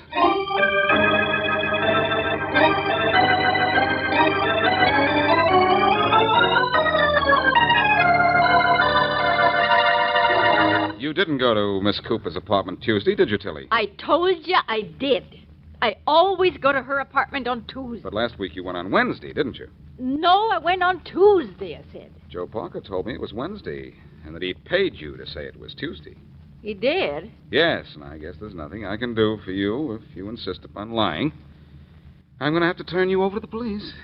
The police? What for? Implication in the murder of Frank Wilson. You're helping alibi Joe Parker, who killed him. And you'll be tried for murder, too, of course. Murder? Yes, Tilly. Murder. Well, now, wait a minute. I don't want no part of murdering anybody. I didn't murder anyone.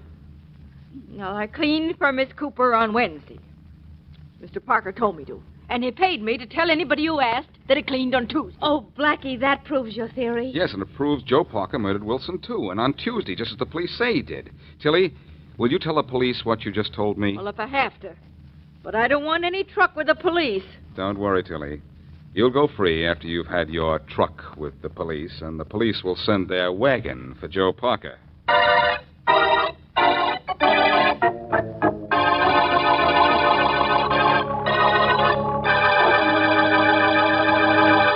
All right, Parker. We know the whole story, so start talking.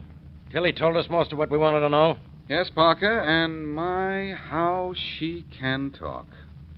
We know you were free to kill your uncle on Tuesday because it was Wednesday, not Tuesday, that you and Tilly spent in Miss Cooper's apartment. Yeah?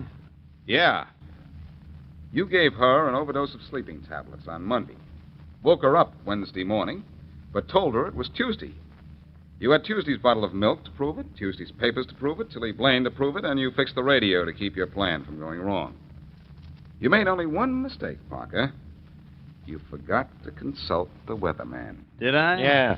And let me have the pleasure of telling him about that, Blackie. Sure, go ahead. Okay, Parker. You try to fix it so Miss Cooper would be straight on her days again. She went to sleep on what she thought was Saturday night, only it was Sunday night. When you woke her up, you told her she'd slept all day Sunday, and now it was Monday. That set her straight on the days, all right. A little rain threw the whole thing out. But it was very cute. I thought so. And it almost worked, didn't it? I sure had you guys running around in circles when I mixed up Aunt Margaret's days, didn't I? Yes, you sure did, Parker. And maybe Aunt Margaret's days were mixed up, too. But your days are numbered.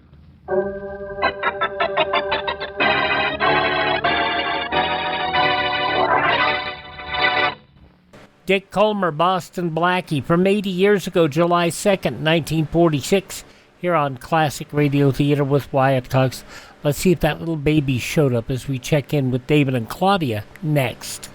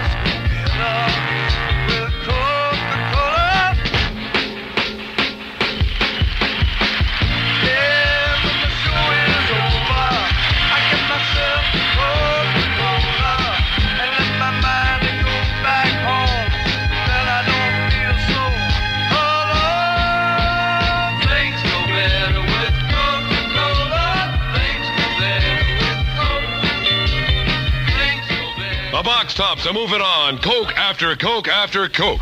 Now let's go to a different side of Coke, going back 78 years ago, July 7th, 1948, and see what's going on. Is the baby here yet? We check in with David and Claudia. Your Coca-Cola bottler presents Claudia, based on the famous play and novels by Rose Franken. Brought to you transcribed Monday through Friday by your friendly neighbor who bottles Coca-Cola. Relax, and while you're listening, refresh yourself. Have a Coke. And now, Claudia. Claudia looks all right, doesn't she, Mother? She looks fine, David. How much longer you think it'll be? There's no telling. You're a big help to a man in distress. Nobody can be of any help to you, David, not now. You look so calm, Mother. So do you. Do I? And in a way, I am calm. Well, I suppose I am, too. I keep telling myself that this is the moment we've been waiting for all these months. And that there's nothing to be worried about. Absolutely nothing. Of course not. You don't have to keep telling me that. Well, I don't want you to get upset, Mother. All right. You can keep on telling me if it'll make you feel better. You're a wise old duck. David, a little respect. I'm about to become a grandmother. And not to a duckling, either. A hospital. I could close my eyes and know I'm in a hospital. They smell of ether. And there are many closed doors. Well, where do we go from here? Let's walk down to the end of the hall. Seems to open out on a terrace of some sort. The nurse said it would be several hours. Well, that gives us plenty of time to do whatever we want to do.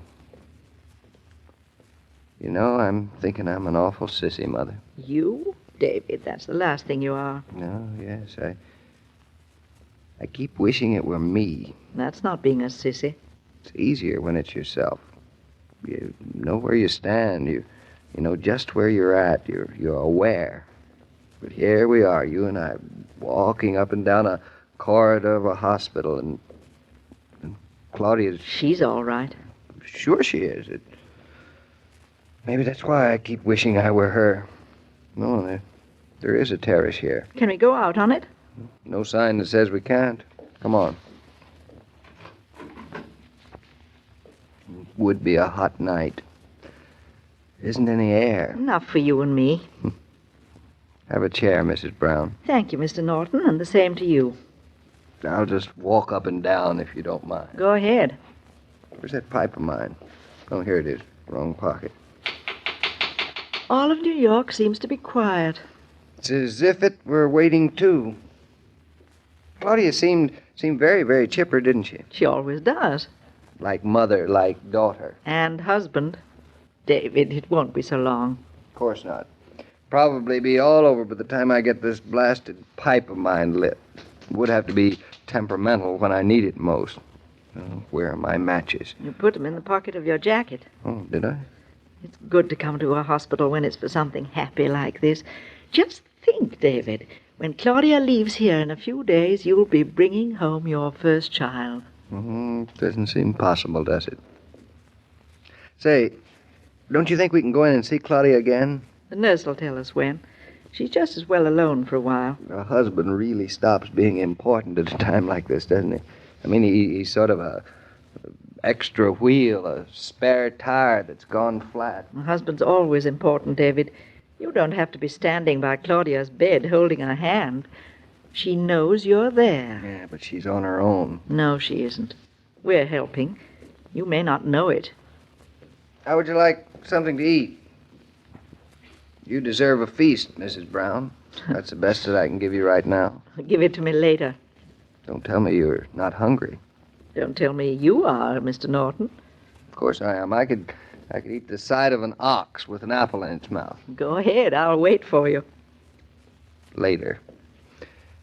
We'll celebrate, Mother. You bet we will. I might even coax you to a little champagne. Won't be difficult. With a toast to the three of you. The four of us. Your pipe working? Yeah, pipe's all right. Now I've run out of matches. Here you are. I brought along a few extra packs of matches for you. You think of everything. We aim to please. Look, the moon's rising. It's going to be a clear night after all. Yeah, it's still hot. Untie your tie, David. I don't mind. Untie my tie? Do you think I want to stand around looking like an expectant father? You do, anyway. I do not. I'm calm and collected and... Oh, ouch. What's the matter? Just burned my finger with this match. I always thought matches were too short. Yeah. I think it's warmer out here than it is inside. Maybe if you'd stop walking up and down.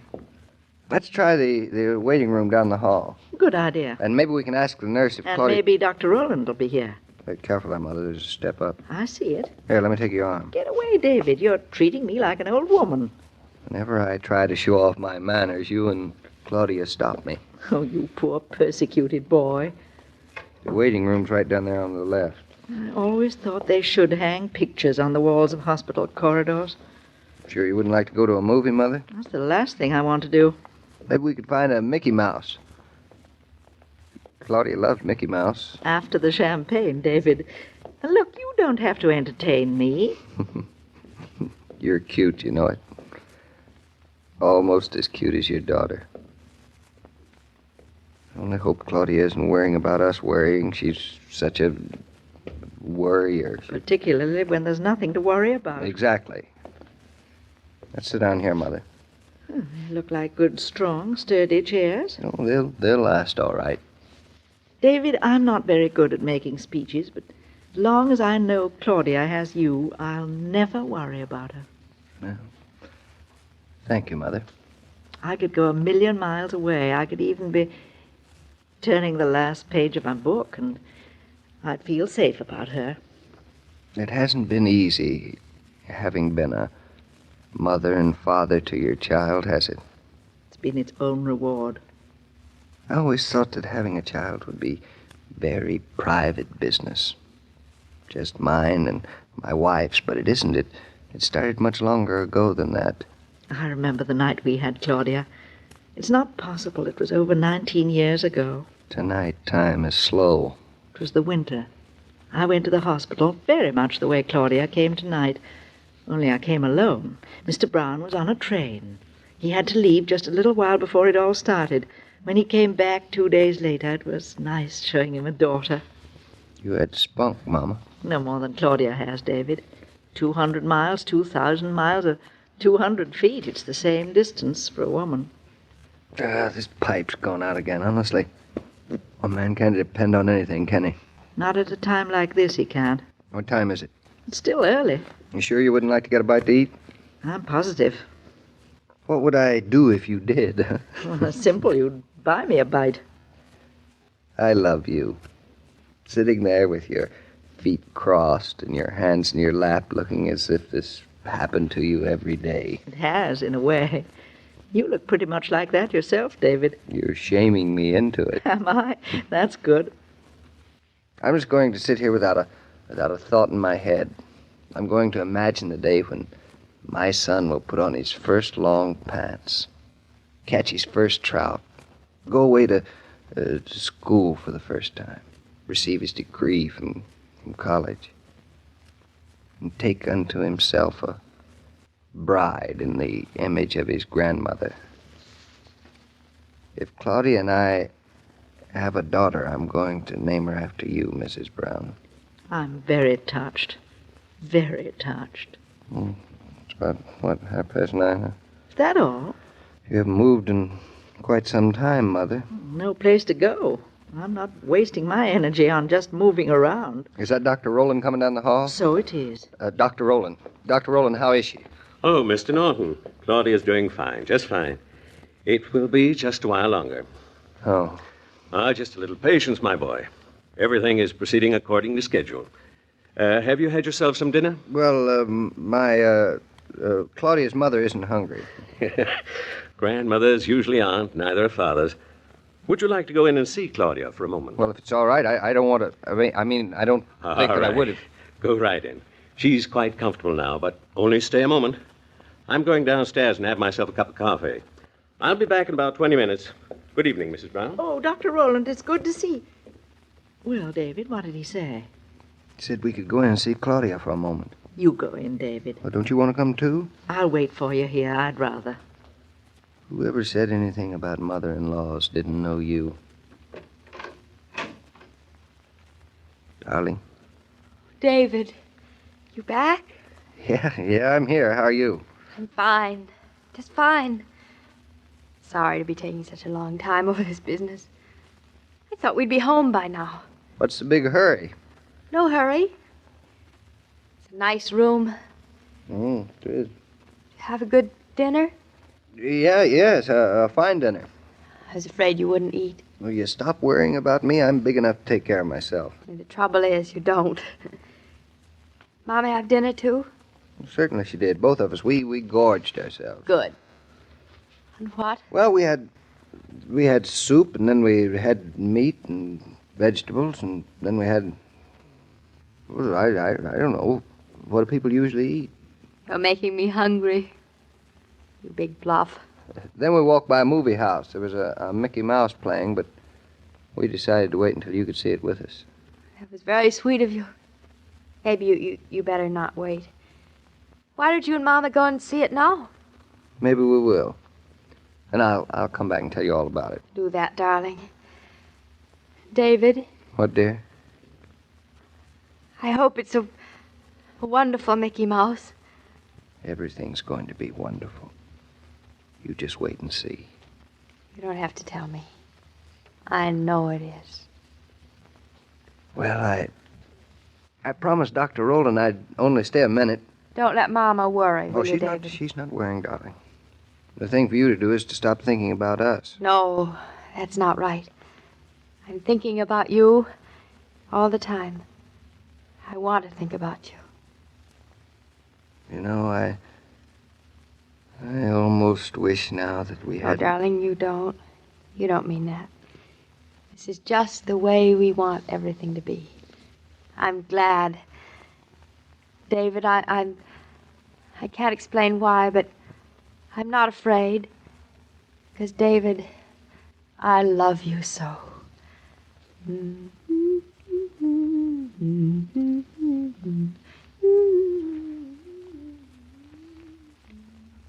Doing your July 4th marketing today? Don't forget that case of Coca-Cola if you haven't already gotten it. For Coke is such a basic part of holiday merrymaking. And it helps make home parties so easy on the lady of the house. You don't want to spend your weekend cooking and bustling about. With sandwiches and salads prepared, cookies or cake ready, all you have to do is get out that ice-cold Coca-Cola, and you're all set, indoors or out, to lunch or dine refreshed. Hello, Joe. Chin up, man. Pretty soon you'll be a father. Yeah, but not soon enough to suit me. Daughter or son? Either one, just as long as it's a son. Well, you've been counting on a son, though, haven't you? That's Claudia's fault. She says we were the type to have sons. Doesn't mean a thing. Sure, I know. Hey, look. Stop looking so forlorn, David. You're not the only man this has happened to. Has it happened to you? 3 times. My hat's off to you, my man. My hat is off. Well, just fill your pipe and smoke it, David. Everything's going to be fine. Leave it to Claudia. Sure. And on Monday? Well, on Monday we'll all find out. Will it be a son, Norton, or a daughter, Norton? Oh, I wish it were Monday now. Well, so long, Joe. So long, David. Every day, Monday through Friday, Claudia comes to you transcribed with the best wishes of your friendly neighbor who bottles Coca-Cola. So listen again Monday at the same time. And now this is Joe King saying au revoir. And remember, whoever you are, whatever you do, wherever you may be, when you think of refreshment, think of Coca-Cola. For Coca-Cola makes any pause the pause that refreshes. And ice-cold Coca-Cola is everywhere. These programs star Catherine Bard as Claudia and Paul Crabtree as David. And the entire production is supervised and directed by William Brown Maloney. So I guess we're going to have to wait to Sunday to see what happens next. 78 years ago, July 2nd, 1948, Claudia here on Classic Radio Theater with Wyatt Cox. Have yourself a great day. Coming up on Friday, as I said, we will have William Conrad as Marshal Matt Dillon in an episode of Gunsmoke. John Daner as Paladin, Have a Gun Will Travel from 1960. And the Lux Radio Theater, Border Town, starring Don Amici, Joan Bennett, and Claire Trevor. And we'll have an episode of Lum and Abner tomorrow. That's all coming up on tomorrow's podcast. Have yourself a great Thursday and a great weekend ahead. And a great holiday. I'm Wyatt Cox with Classic Radio Theater with Wyatt Cox. Yes, that's what we said.